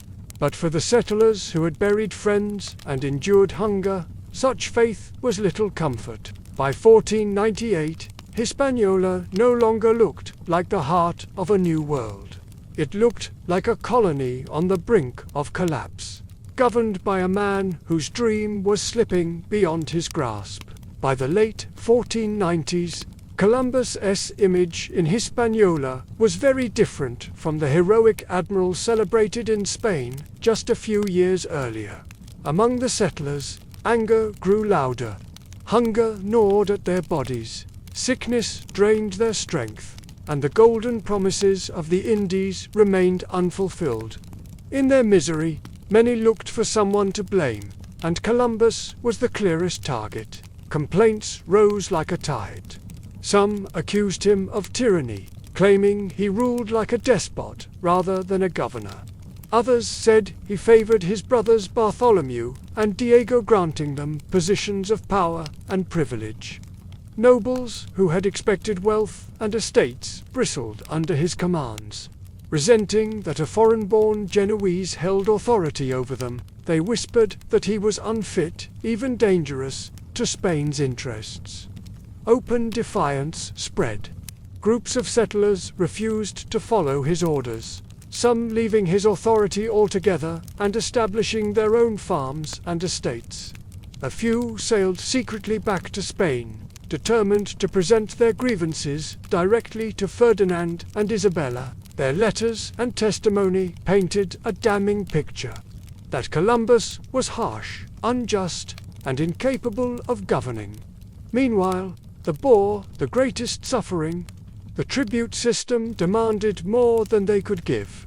Gold was scarce, yet punishments for failing to provide it were brutal. Many were forced into labor, carrying burdens or digging in riverbeds for elusive nuggets. Families broke apart, villages emptied, and despair spread across the island. For the The strangers who had once arrived with gifts now brought only suffering. Rebellion continued to flare. Some chiefs rose again in arms, striking at Spanish outposts. The response was swift and merciless. Columbus's forces crushed resistance with steel and cavalry, taking captives and imposing terror to keep the rest subdued. Each clash widened the gulf between conqueror and conquered, planting bitterness that would never heal. Columbus himself felt surrounded by enemies among the settlers, by unrest among and by suspicion from Spain. His letters to the monarchs grew longer, pleading and defensive. He insisted he had done his duty, that he had kept order in the face of impossible challenges.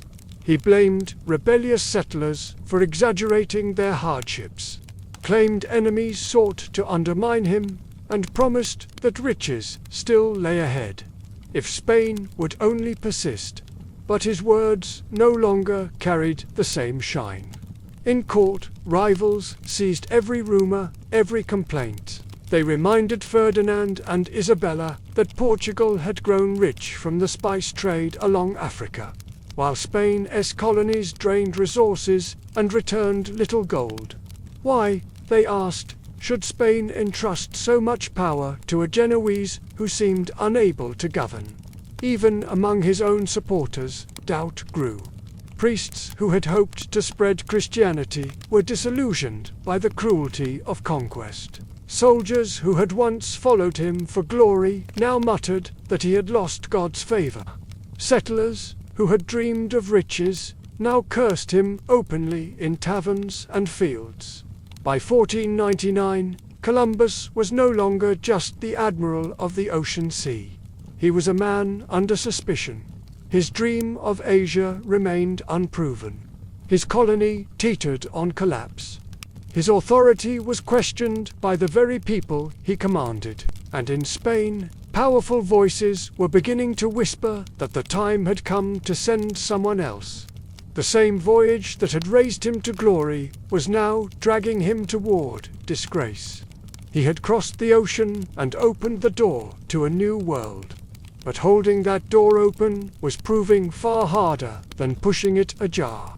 Columbus's fate was no longer only in his own hands. Spain itself was beginning to decide whether its great admiral was still a hero or a liability. By 1502, Columbus was no longer the shining hero Spain had once celebrated. He had returned in chains after accusations of tyranny, stripped of some of his titles, his reputation battered by rivals and discontented settlers. Yet he was not finished. Even as his critics grew louder, Columbus pressed for another chance. He insisted that he could still find the riches of Asia, that the golden empires lay just beyond reach, waiting for him to uncover them. Against the advice of many, Ferdinand and Isabella granted him permission for a fourth voyage. Perhaps it was his persistence, perhaps the lingering hope that he still might deliver the wealth he had promised, or perhaps the monarchs wished to send him far from court.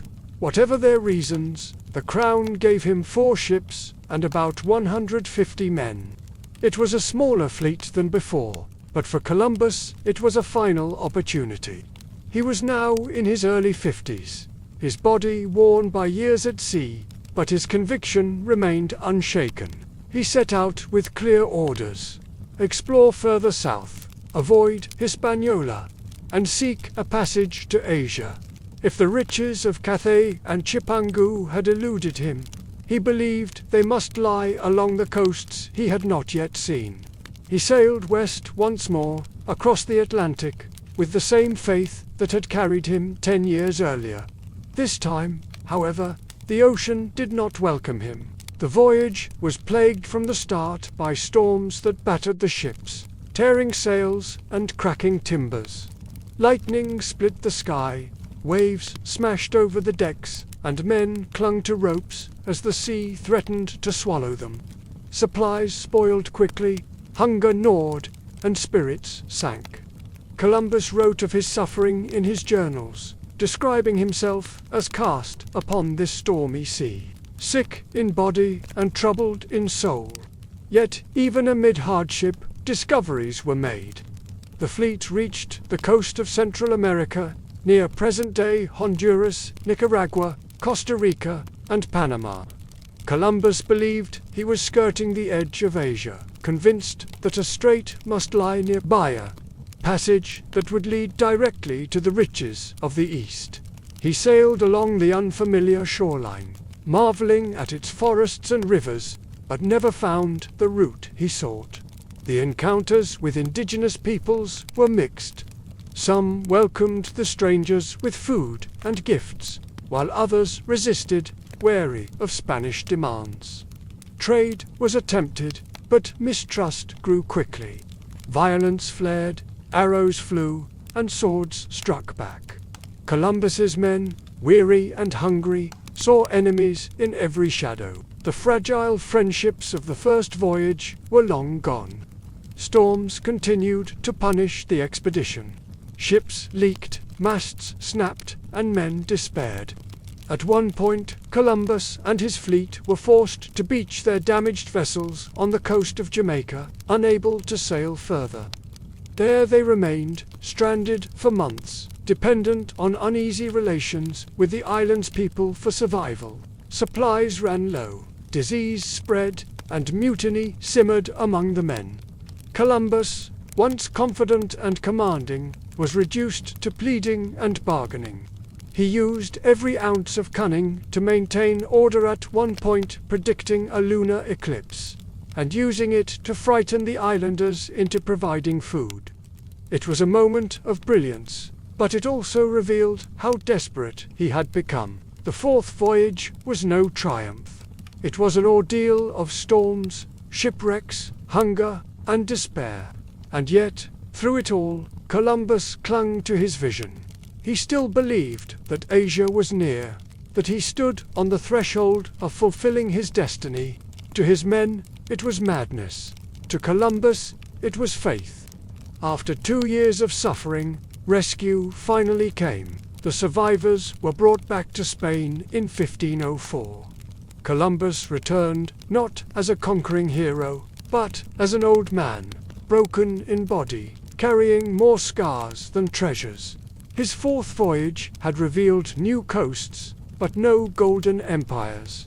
It was the last time he would cross the Atlantic. In the summer of 1503, the fourth voyage reached its lowest point. 2 of Columbus's ships, battered by storms and leaking beyond repair, could no longer be kept afloat. With no hope of returning to Spain, Columbus ordered them beached along the northern coast of Jamaica. The great admiral of the ocean sea, who had once commanded 17 ships and the adoration of Europe, now found himself stranded on a distant shore with barely 100 desperate men. The wrecks were dragged onto the sand, their hulls propped up as makeshift shelters.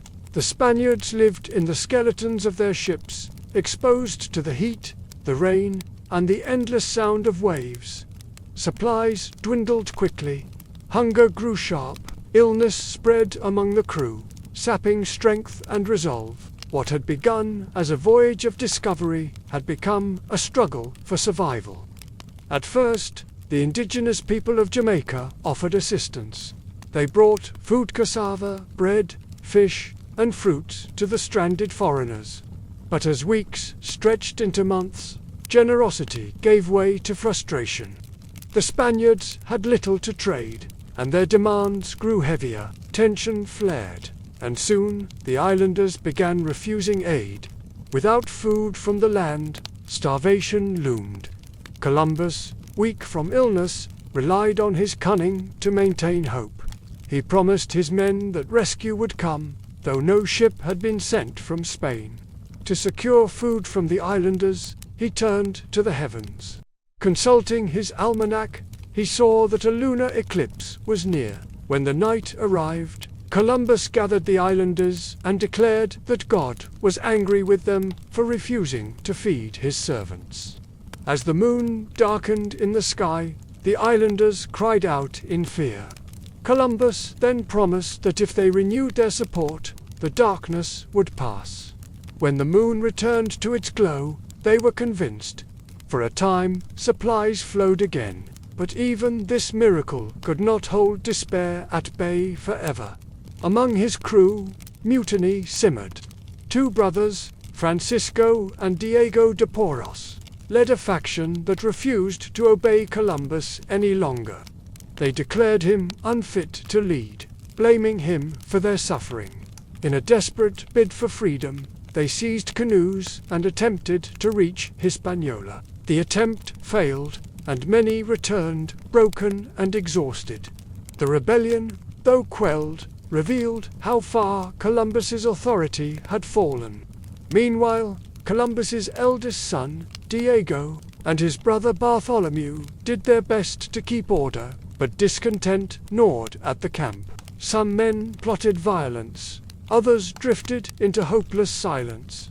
The once proud expedition had dissolved into factions, each struggling simply to survive another day. Months passed. The wrecked ships rotted on the beach, their timbers groaning in the tide. The Spaniards, pale and sickly, waited for rescue that seemed it might never come. Columbus, racked with fever and arthritis, often lay confined to his bed. Yet, even in weakness, he clung to his belief that destiny had chosen him, that God would not abandon the man who had opened a new world. At last, after more than a year, help arrived. Word of their plight had reached Hispaniola, and a relief mission was sent. Small boats reached the stranded crew, carrying food and hope. Eventually, ships followed, and the survivors were gathered up from the Jamaican coast. In September of 1504, Columbus returned to Spain once again. He was older, frailer, and no longer hailed as the unshakable admiral. His men saw him as a broken figure, more burden than leader. His fourth voyage had brought no golden empires, no passage to Asia, only wrecks on a beach and bitter memories. Yet, even in failure, the shadow of his achievement remained. He had crossed the Atlantic 4 times, braved storms and mutinies, and revealed coasts unknown to Europe. He returned not as a hero, but as a survivor worn, weary, and unwilling to let go of the dream that had carried him across the sea. When Christopher Columbus returned to Spain in late 1504, he was not the figure who had once been paraded through Barcelona as a hero of discovery. He arrived on crutches, his body weakened by years of hardship. Arthritis bent his frame, fevers left him frail, and the storms of his fourth voyage still haunted him. He had sailed farther than any European before him. Yet he returned with no golden kingdoms, no promised passage to Ascioli, the scars of struggle. Spain itself had changed. Queen Isabella, his strongest supporter, was dying. Her health failed that autumn, and with her passing, Columbus lost the monarch who had believed most deeply in his vision. Ferdinand, ever more cautious and pragmatic, was less inclined to indulge the admiral. Where once he had been seen as indispensable, Columbus was now a man of controversy, weighed down by accusations of cruelty and misrule in the Indies. He fought to preserve his titles. The capitulations of Santa Fe had promised him the hereditary right to be Admiral of the Ocean Sea, Governor and Viceroy of the lands he discovered. But rivals at court argued that he had failed in his duties. They accused him of tyranny, of mismanaging settlements, of bringing shame upon Spain through chaos and bloodshed. Legal disputes multiplied, and Columbus spent his final years locked in battles of parchment rather than of ocean. His letters from this period reveal a man both proud and broken. He reminded the monarchs of what he had achieved, that he had opened the way across the Atlantic, that he had expanded Spain's reach beyond imagination. He begged for justice, for restoration of his honors, for recognition of his service. Yet beneath his demands ran an undercurrent of sorrow. He knew his fame had dimmed, his reputation tarnished. He had dreamed of eternal glory, but found himself instead in the margins of politics, old and ailing. Still, he refused to surrender his sense of destiny. Even in decline, he insisted that he had reached the edges of Asia, that his discoveries were the fulfillment of prophecy. He clung to scripture, writing of God's hand guiding his voyages.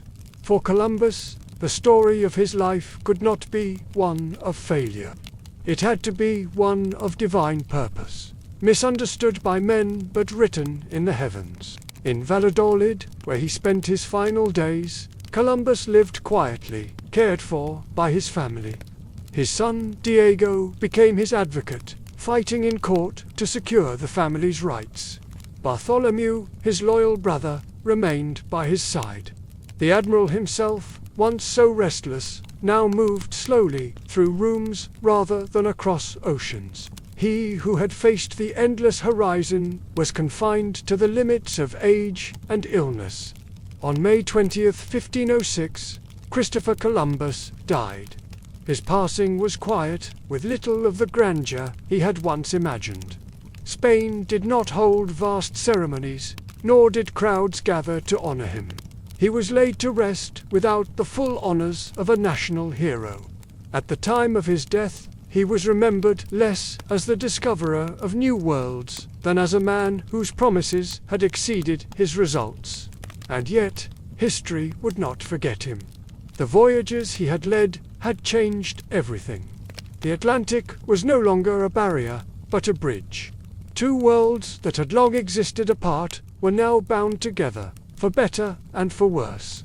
Columbus had not found Asia, nor the golden empires he promised, but he had set into motion a transformation that would reshape the globe. In the twilight of his life, he was a man caught between triumph and tragedies, celebrated and condemned, visionary and tyrant, believer and blunderer. He had crossed farther than most dared dream, and yet he died still dreaming, convinced that his true destiny lay just beyond the horizon. When Columbus died in 1506, his body was frail, but his ambition still burned.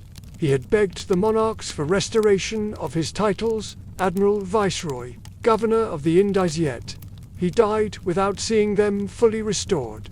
The man who had once commanded the admiration of Europe was laid to rest quietly, his greatness questioned, his reputation in tatters. But even after death, his struggle was not finished. His heirs, led by his son Diego, pressed the crown to honor the promises made in the capitulations of Santa Fe. They demanded that the Columbus family be recognized as hereditary rulers of the lands he had discovered. They argued that without the admiral, Spain would never have reached across the Atlantic, never have claimed the islands, never have begun its empire in the New World. The crown resisted. Ferdinand was pragmatic. Columbus had opened the door, but his governance had brought turmoil. Settlers in Hispaniola had rebelled, priests condemned his cruelty, rivals denounced his mismanagement. Spain was now expanding its reach under new commanders, men like de Ovando, who established stronger control, and later who would lead the conquest of Mexico. To them, Columbus was no longer the architect of empire, but a flawed figure, useful to remember, but inconvenient to empower. Legal battles raged for decades, known as the Pleitos Colombinos. Colombian lawsuits, they pitted the Columbus family against the Spanish crown. Lawyers argued over the wording of contracts, over the intent of promises, over whether Columbus had truly fulfilled his obligations. In courtrooms filled with parchment and ink, the great admiral's legacy was dissected piece by piece. Meanwhile, his reputation soured further. Chroniclers wrote of his arrogance, his harsh punishments, his obsession with gold. Settlers who had endured famine and disease under his leadership painted him as a tyrant. To many Spaniards, the age of Columbus was a story of disappointment. A man who promised Asia and brought only islands, who promised riches and delivered hardship. Other explorers eclipsed him. Vasco da Gama had reached India by sailing around Africa, proving a far more profitable route to Asia than Columbus's westward gamble. Amerigo Vespucci, whose letters described the new lands as a continent separate from Asia, captured the imagination of Europe. By the early 1500s, maps began to bear a new name, American, not Columbia. The Genoese admiral who had believed he was in Asia had been left behind by a world that realized he had found something different altogether. And yet his shadow lingered. Every Spanish fleet that crossed the Atlantic sailed in his wake. Every settlement planted in the Caribbean traced back to his first landfall on San Salvador. His vision, however flawed, had shifted history, but in the years immediately after his death, that truth was obscured by failure, lawsuits, and resentment. For his family, the struggle was bitter. Diego, his son, fought tirelessly to reclaim honors, and for a time he succeeded, being named governor of Hispaniola. But even he fell into disputes, clashing with colonial officials and losing royal favor. The Columbuses remained wealthy and influential, yet never fully regained the stature the admiral had dreamed of for his line. The fall of Columbus's legacy in these years was striking. From parades in Barcelona to a quiet grave in Valladolid, from promises of Asia to lawsuits in Seville, the arc of his life seemed one of decline. He had crossed farther than any dared, but his story ended not in triumph, but in doubt. And yet, beneath the weight of criticism, the enormity of what he had done could not be erased. Spain's empire stretched westward because of him. The old boundaries of the world had been broken by his sails. Even in disgrace, Columbus had changed everything. But for now, in the years after 1506, he was remembered less as a visionary than as a failure, a man who had promised the world and delivered chaos. His legacy, like his life, was caught between triumph and tragedy. In the years after Columbus's death, Spain's gaze shifted westward with a force greater than even he had imagined. The voyages he had begun were no longer isolated adventures, but the foundation of empire. New governors, captains, and settlers poured into the Caribbean, determined to succeed where Columbus had stumbled. The crown placed administration of Hispaniola into firmer hands. Nicolás de Obando, appointed governor in 1502, imposed order with ruthless efficiency. He reorganized the colony, expanded settlements, and enforced tribute systems that demanded labor and resources from the on a scale far larger than Columbus had attempted. The age of improvisation gave way to a cold machinery of empire, one built on control, discipline, and exploitation. For this shift was catastrophic. Disease, already devastating their numbers, now combined with forced labor in mines and plantations. Whole communities collapsed. Within a generation, the people who had once greeted Columbus with gifts and open arms were being reduced to a fraction of their former population. To Spain, this was the cost of empire. To thee, it was the end of a world. As the Caribbean colonies expanded, new names began to eclipse Columbus. Conquistadors like Juan Ponce in Puerto Rico and Vasco Nuñez de Balboa in Panama seized the imagination of Europe with fresh tales of conquest. Balboa's crossing of the Isthmus in 1513, when he gazed upon the Pacific Ocean, revealed just how vast the New World truly was. Each discovery pushed Columbus further into the background, his claims of Asia less credible with every new coastline mapped. Then came, in 1519, less than 2 decades after Columbus's death, led an expedition into Mexico. Within 2 years, he toppled the mighty Aztec Empire, seizing treasures of gold and silver beyond anything Columbus had ever seen. Spain, which had once been content with small islands, now held the heart of a great civilization. Compared to Columbus, seemed like a man who had merely stumbled onto the threshold. Columbus's dream of Asia had misled him, but Spain had embraced a new dream. America, the empire, stretched rapidly, fueled by conquest, mining, and the brutal systems of encomienda that bound native labor to Spanish masters. Where Columbus had struggled to govern a few hundred settlers, others now commanded thousands. The admiral of the ocean sea was no longer the architect of Spain's greatness, but the prelude to it. In Spain, too, his memory dimmed. The lawsuits of the Columbus family dragged on, but they seemed like squabbles compared to the wealth now flowing from Mexico and the Caribbean. Court officials and chroniclers preferred to celebrate new heroes, men whose victories were fresh and profitable. Columbus was remembered, but often with ambivalence, as a bold sailor, yes, but also as a flawed governor, a man of ambition greater than his judgment. And yet, he was never entirely forgotten.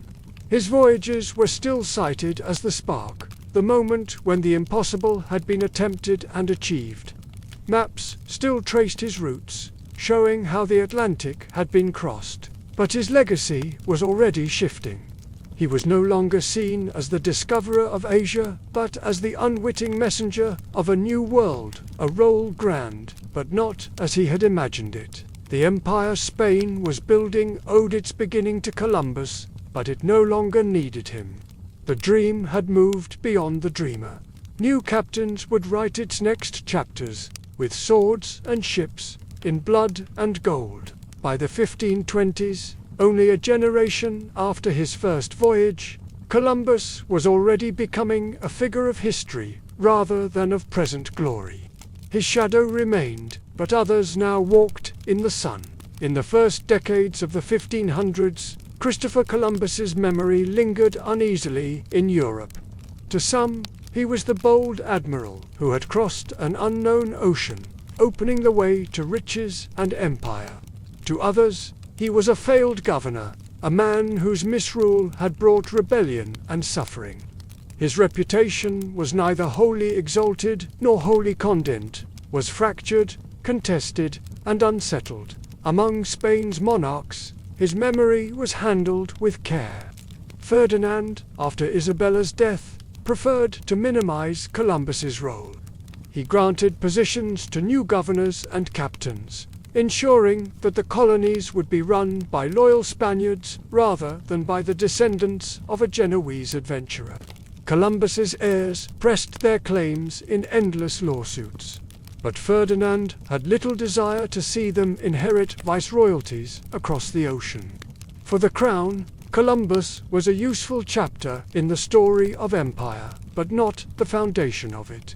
Among settlers and officials in the Indies, his name carried bitterness.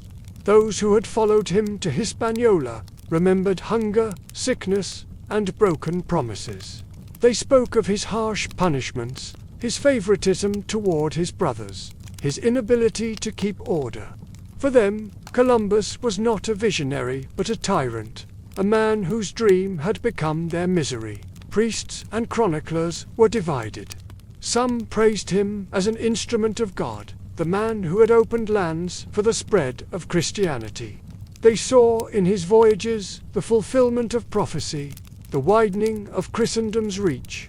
Others, however, condemned the cruelty inflicted on the under his authority, the brutality of tribute, the enslavement of captives, the devastation of native lives. These were not acts of divine mission, but of greed and failure. In the courts of Europe, Columbus's story competed with new tales. Balboa's sighting of the Pacific in 1513, S. conquest of Mexico in 1521, and Magellan's circumnavigation beginning in 1519.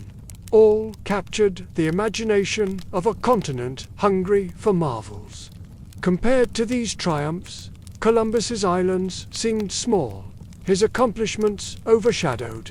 He had opened the door, but others had stepped through it with greater drama and reward. Yet beyond Spain, his name still carried wonder. In Italy, his homeland, scholars and poets claimed him proudly as a son of Genoa who had changed the map of the world.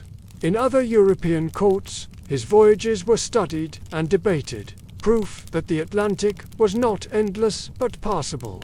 Mariners traced his routes, even as they corrected his errors. He remained a figure of fascination, if not of glory, and among the people of the Caribbean, his memory was far darker. For that Columbus was not a discoverer, but a destroyer. In less than 2 decades after his landfall, their population had been shattered by disease, forced labor, and violence. Villages that had once thrived with song and harvest now stood empty. To them, the name of the admiral marked the beginning of loss. By the 1520s, only a generation after his death, Columbus was already a contested figure. He was remembered as a visionary by those who admired his daring, a tyrant by those who suffered under his rule, and increasingly a forgotten man in the shadow of newer conquests. His dream of Asia had proven false, and his hope of eternal glory had dimmed, and yet history could not erase him. Every map bore the mark of his voyages. Every Spanish fleet sailed in his wake. Though others now claimed the treasures of empire, it was Columbus who had first pushed beyond the horizon. His legacy, though clouded, endured half in triumph, half in tragedy. In his own lifetime, he had dreamed of being remembered as the man who reached the Indies. Instead, his contemporaries saw something more complex. Not Asia, not golden kingdoms, but the beginning of a new and uncertain world. In the years after Columbus's death, his name did not fade entirely into obscurity. Instead, it began to change. The man himself, flawed, ambitious, sometimes harsh, slowly gave way to something else. A figure of legend. Chroniclers, poets, and storytellers reshaped him, polishing away the controversies of Hispaniola and turning him into the bold admiral who had dared to cross an ocean. By the mid-1500s, Spain's empire stretched far beyond anything Columbus had imagined. Mexico and Peru had fallen to the conquistadors. Silver flowed from gold from the Andes, sugar from the Caribbean. Great fleets sailed yearly across the Atlantic, carrying wealth that dazzled Europe. Compared to these triumphs, Columbus's small islands seemed modest. Yet Spaniards understood that the empire had begun with him.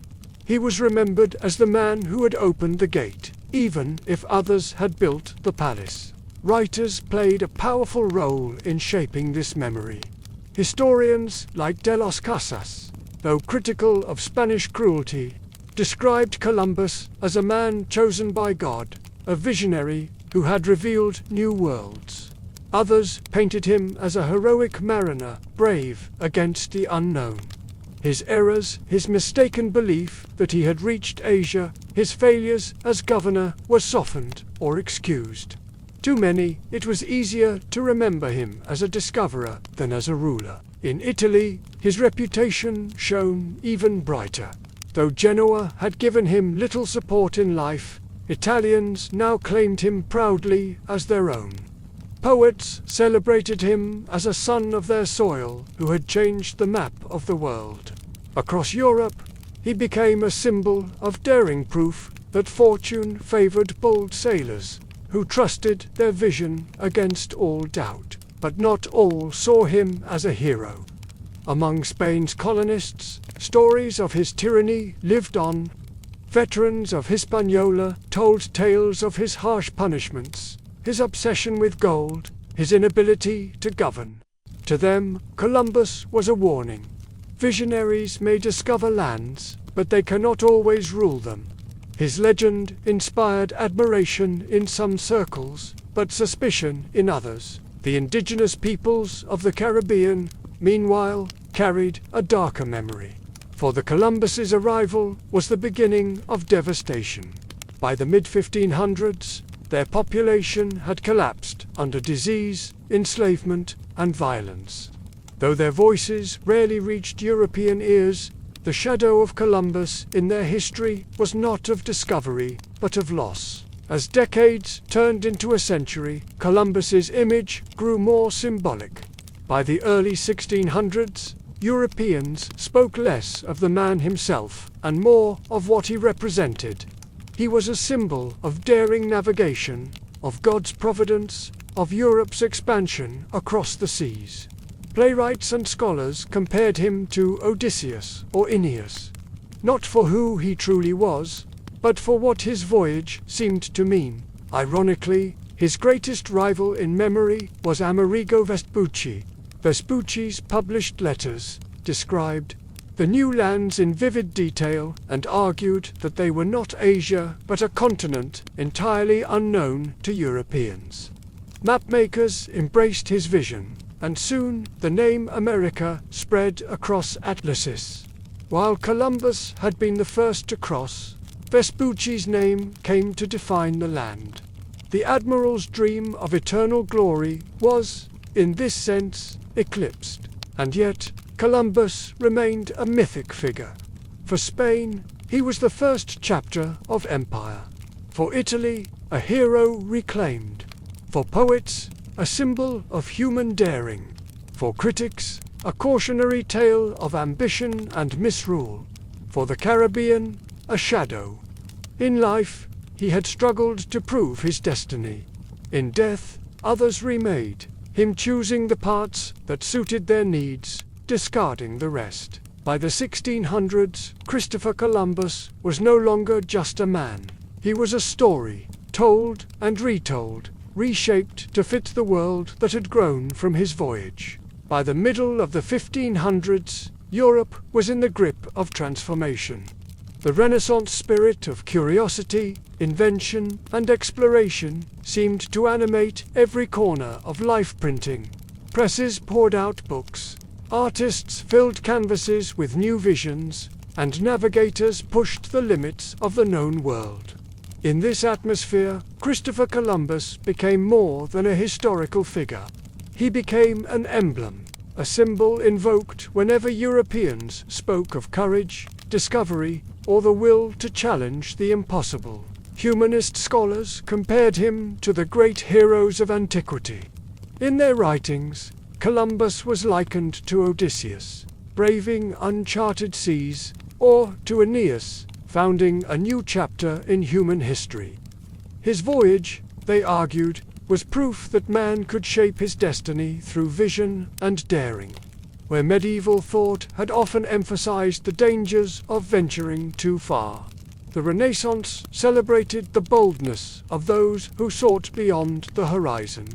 Columbus embodied this spirit. Artists, too, took hold of his image. Engravings and woodcuts depicted the admiral stepping ashore on tropical beaches, banner in hand, claiming new lands for Christendom. In these images, he was shown as noble and commanding, the leader of disciplined men, the bearer of faith and civilization. Rarely did these depictions reflect the chaos of Hispaniola or the suffering of the Caya. Instead, they cast him as a figure of triumph, idealized for public imagination. The Church also found use for his story. Priests spoke of his voyage as evidence of divine providence, that God had guided a humble Genoese sailor to open lands, ripe for conversion. In sermons, Columbus was described as an instrument of heaven, chosen to expand the reach of Christianity. This interpretation softened his flaws and emphasized the religious mission of conquest, aligning his name with the spiritual goals of the age. Explorers who followed in his wake invoked him as inspiration. Sailors bound for the Americas spoke of sailing in the path of Columbus. Even those who surpassed his achievements, like Magellan, recognized that their own ventures were possible. Because he had first crossed the unknown, for them he was less a rival than a forerunner, the man who proved the Atlantic could be crossed. Even if he had misunderstood what he found, yet not all remembered him with admiration. Some writers of the Renaissance emphasized his failures.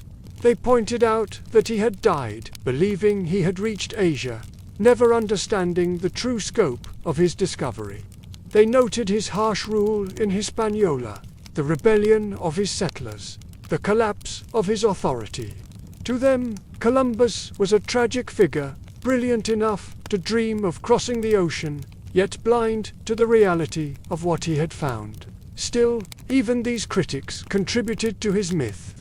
The flawed Columbus was a character worthy of Renaissance tragedy, a man lifted by ambition, brought low by pride, yet immortalized by daring. Whether praised or pitied, he was never ignored. Across Europe, the printing press carried his story far beyond Spain. Accounts of his voyages were translated into Latin, Italian, French, and German. Mapmakers etched his roots, even as they corrected his errors. Poets and dramatists wove him into allegories of courage and destiny. By the early 1600s, even in places untouched by Spain's empire, Columbus was known as the man who had changed the world. And yet, for all the admiration, his reality was slipping away. The real Columbus, the man who argued with mutinous sailors, who imposed tribute on the who, begged for titles and honors in court, faded beneath layers of interpretation.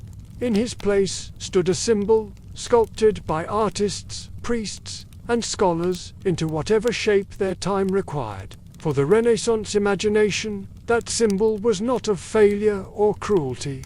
It was of vision. Columbus was remembered as the one who had dared to sail where others feared, who had bridged the ocean, and who had shown Europe that its maps were incomplete. He became a figure not of the past, but of possibility, the embodiment of what could be achieved when men dared the unknown. As the 16th century gave way to the 17th, Christopher Columbus's story was no longer confined to Spain. His name, his voyages, and his legend were claimed, reshaped, and retold by many nations, each bending his memory to suit their own pride and ambitions. In Spain, Columbus was remembered with ambivalence. On one hand, he was acknowledged as the man who had opened the Indies, the first to cross the Atlantic and return with proof of new lands. His voyages were the spark that ignited Spain's empire, an empire now vast and glittering with silver from Mexico and Peru. Yet Spaniards were also quick to emphasize that the true builders of empire were men like Pizarro and Ovanda, Spaniards of noble birth who had conquered, governed, and enriched the crown. Columbus, the foreign-born Genoese, was often presented as a prelude rather than a central figure. His memory was used when convenient, celebrated in poems and chronicles, but Spain did not grant his descendants the hereditary dominion he had imagined. In Italy, however, his legend grew brighter.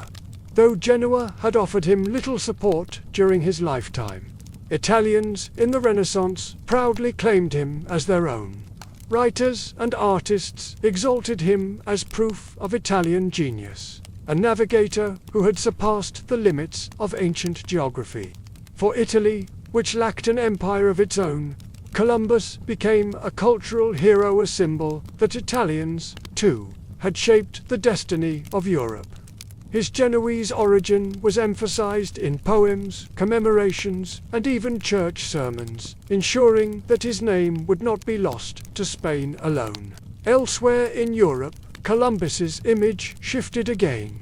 The Portuguese, rivals of Spain, downplayed his significance, preferring to celebrate their own navigators, who had reached India and circumnavigated Africa.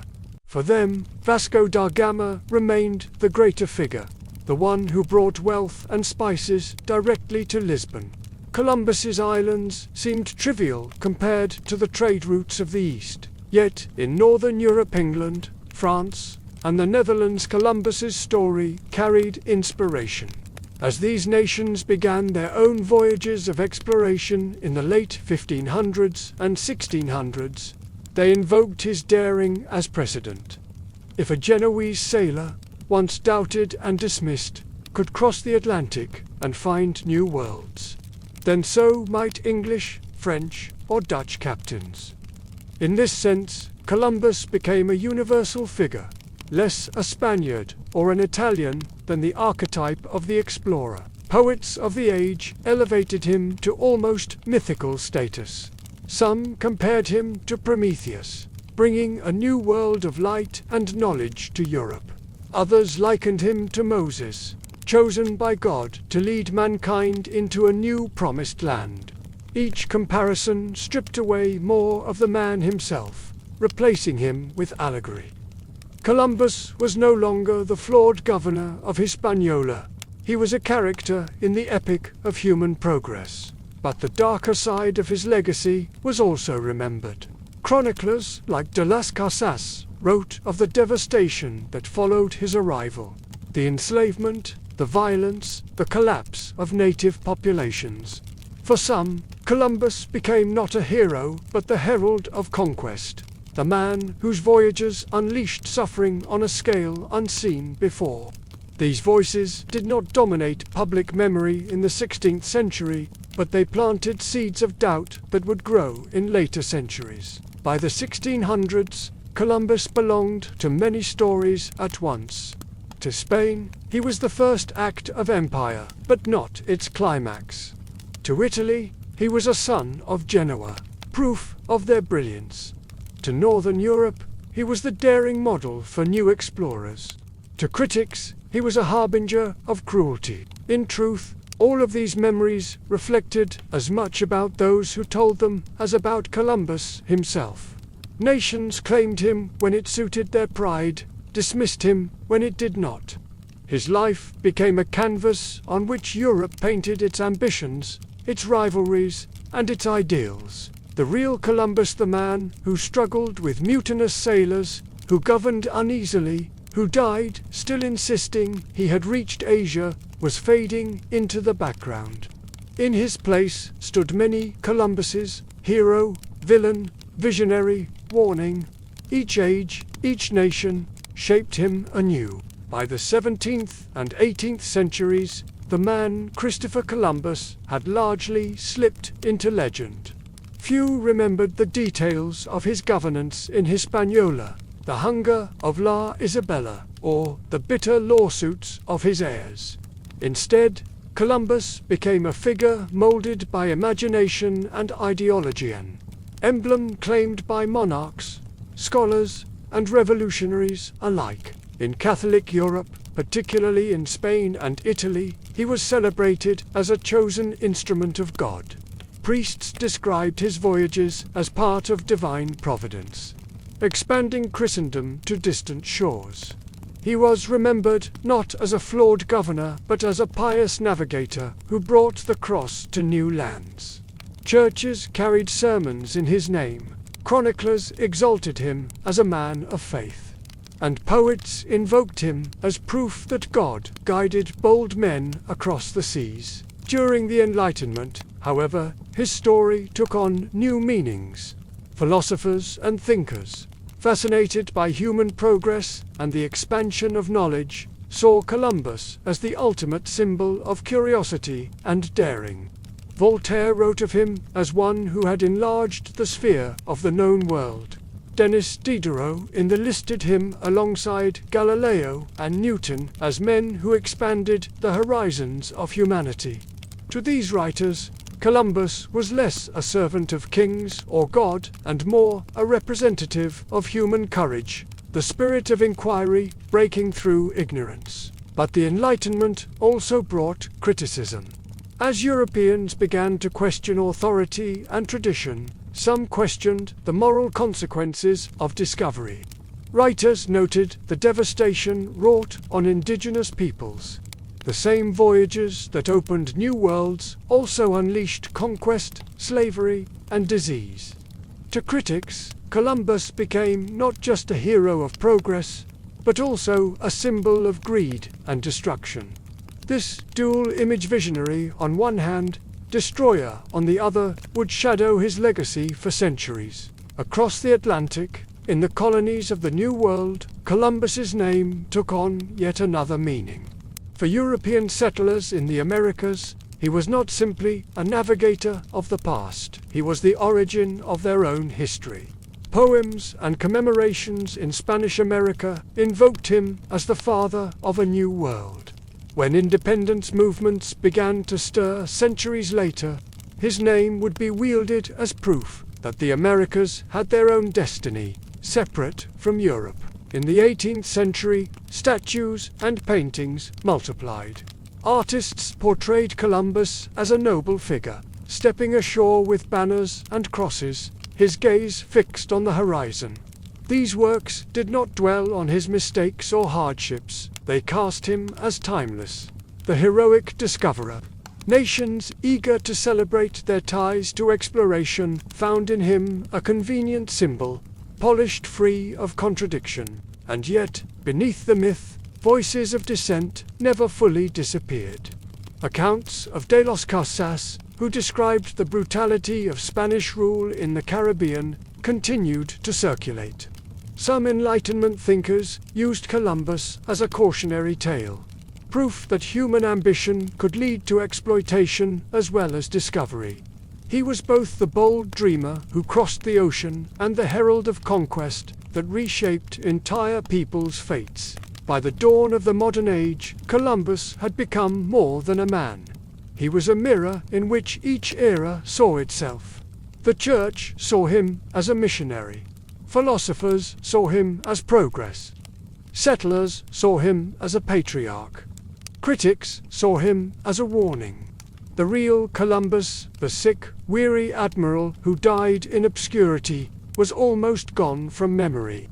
In his place stood a symbol that could be shaped and reshaped as centuries demanded. In the Enlightenment salons of Paris, in the churches of Spain, in the town halls of colonial America, one name echoed with many meanings.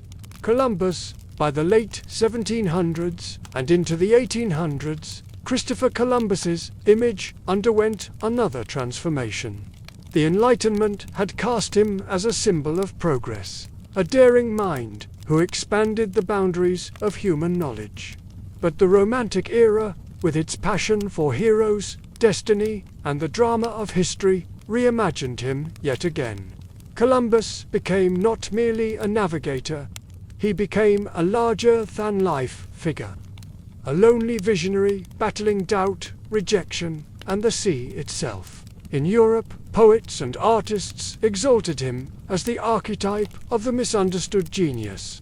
They told the story of a man mocked by kings, doubted by scholars, and ridiculed by sailors yet, who, through sheer will, proved the world wrong.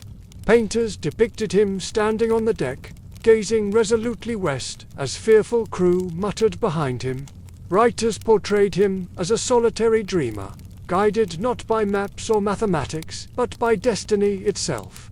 The messy truths of mutinies, lawsuits, and cruel governance in Hispaniola were swept aside. What remained was a romantic Columbus, tragic, noble, and almost prophetic. In the Americas, his name acquired special resonance. As colonies in Latin America fought for independence from Spain in the early 1800s, leaders invoked Columbus as a symbol of a new world's birth. They argued that the Americas had their own destiny, separate from European crowns, and Columbus was portrayed as the one who had first revealed that destiny, towns, provinces, and even entire nations considered adopting his name to assert their place in history. In the United States, the figure of Columbus took on a particularly powerful role. For a young nation seeking heroes, he became a convenient founding father, one who predated politics and embodied discovery itself. By the late 18th century, American writers and statesmen celebrated him as the harbinger of liberty, a man who had opened the continent for a new civilization. The very name Columbia became a poetic synonym for America, appearing in songs, poems, and patriotic symbols. Statues rose, towns were named after him, and in 1792, The 300th anniversary of his voyage was marked with celebrations across the young republic. Nationalism across Europe also claimed him. Italy, still fragmented into states, pointed to Columbus as proof of Italian greatness, an Italian who had reshaped the world, even if he had sailed under Spain's flag. For Spaniards, he remained a source of pride, though they emphasized his role as servant of Ferdinand and Isabella, a figure woven into the glory of empire. Each nation told his story in a way that magnified its own pride. The Romantic movement also gave Columbus a moral and even mystical dimension. Writers described him as chosen by God, a visionary who heard the call of destiny when others refused to listen. Plays and poems cast him as a near-saintly figure who defied ridicule to bring light to the darkness of the unknown. Some even compared him to Moses, leading humanity into a promised land across the sea. But there were also darker notes. Critics of imperialism, especially in the later 19th century, began to revisit the costs of his voyages. The decline of indigenous peoples, the cruelty of conquest, the greed for gold, all of these were traced back to Columbus's arrival. For them, he symbolized not heroic destiny, but the beginning of exploitation. Thus, by the 1800s, two Columbuses coexisted. The romantic hero exalted in art, and the grim harbinger condemned in moral debate. Still, the romantic image proved enduring.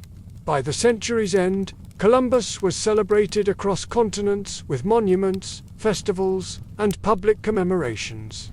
His name was carved into marble, sung in anthems, and printed in textbooks. He had become more than a man. He was a national myth, a symbol of discovery, a mirror for nations seeking glory. The Genoese sailor, who once begged at court for ships, had been transformed, by centuries of retelling, into the heroic admiral of the ocean, tragic, visionary, and larger than life. By the 20th century, Christopher Columbus had become one of the most famous names in history, yet also one of the most divisive. For centuries, he had been celebrated as a daring navigator, the man who discovered the New World, a symbol of courage, progress, and exploration. Streets, cities, and entire nations bore his name. But as modern scholarship and social movements re-examined the past, his legacy was increasingly questioned. Columbus, once a near-universal hero, became a figure of debate, praised, condemned, or redefined, depending on the storyteller. In the Americas, his image reached its peak of celebration in the late 19th and early 20th centuries. The 400th anniversary of his first voyage, marked in 1892, inspired grand commemorations. In Chicago, the World's Columbian Exposition of 1893 presented him as a symbol of modern progress, a hero who connected past discovery with future innovation. Statues were raised across the United States, plazas named in his honor, and October 12th Columbus Day became a national holiday. To millions of immigrants, especially Italian-Americans, Columbus was celebrated as a figure of pride, proof that people of Italian descent had shaped the destiny of the New World. Spain, too, embraced the anniversary, framing Columbus as a cornerstone of its imperial glory. Across Latin America, October 12th became a day of commemoration, though its meaning varied. In some countries it was called Día de la Raza, Day of the Race, celebrating the blending of cultures. In others, it honored discovery and exploration. Everywhere, the admiral's name stood at the heart of national narratives. Yet, in the later 20th century, criticism grew louder. Historians revisited the reality of his voyages, the enslavement of the imposition of tribute, the violence that marked the birth of Spain's colonies. Indigenous voices, long silenced in the telling of his story, began to reclaim space. For them, Columbus was not a discoverer, but the beginning of conquest and oppression. October 12th, once celebrated uncritically, became a day of mourning or protest. Statues of Columbus, once symbols of pride, became flashpoints of controversy. In cities across the Americas, debates erupted. Should they remain as monuments to exploration or be removed as reminders of conquest? Some were toppled, others defended, each action reflecting the struggle over how to remember the past. Columbus, more than 5 centuries after his first voyage, was still capable of igniting passion. In classrooms, his story shifted. Where once he had been taught as the lone visionary who proved the world was round, modern history emphasized the fuller truth, that scholars already knew the Earth was spherical, that Columbus miscalculated the size of the globe, and that he died believing he had reached Asia. Students now learned not just of discovery, but of the consequences: disease, forced labor, and cultural destruction. The myth of the heroic sailor gave way to a more complex, contested legacy. And yet, Columbus's name has not vanished. For many, he remains a symbol of daring exploration, of human courage to cross the unknown. NASA named its 1980s Space Shuttle Columbia and a module of the International Space Station Columbus. His story still appears in films, novels, and art. Nations still mark October 12th, though under different names and interpretations, some as Columbus Day, others as Indigenous Peoples Day, Day of Resistance, or Hispanic Heritage Day. The very diversity of names reflects the diversity of views. In the modern world, Columbus stands at the crossroads of myth and history. To some, he is the brave mariner who opened the Atlantic, connecting continents and shaping the modern age. To others, he is the herald of conquest and suffering, the figure who began centuries of exploitation. 500 years after his first voyage, he remains what he was in life, a man who divided opinion, who inspired devotion and fury, who carried dreams larger than himself. The sailor from Genoa has long since passed into history, but the debate over his legacy endures proof that the past, like the ocean he once crossed, is vast and never fully at rest.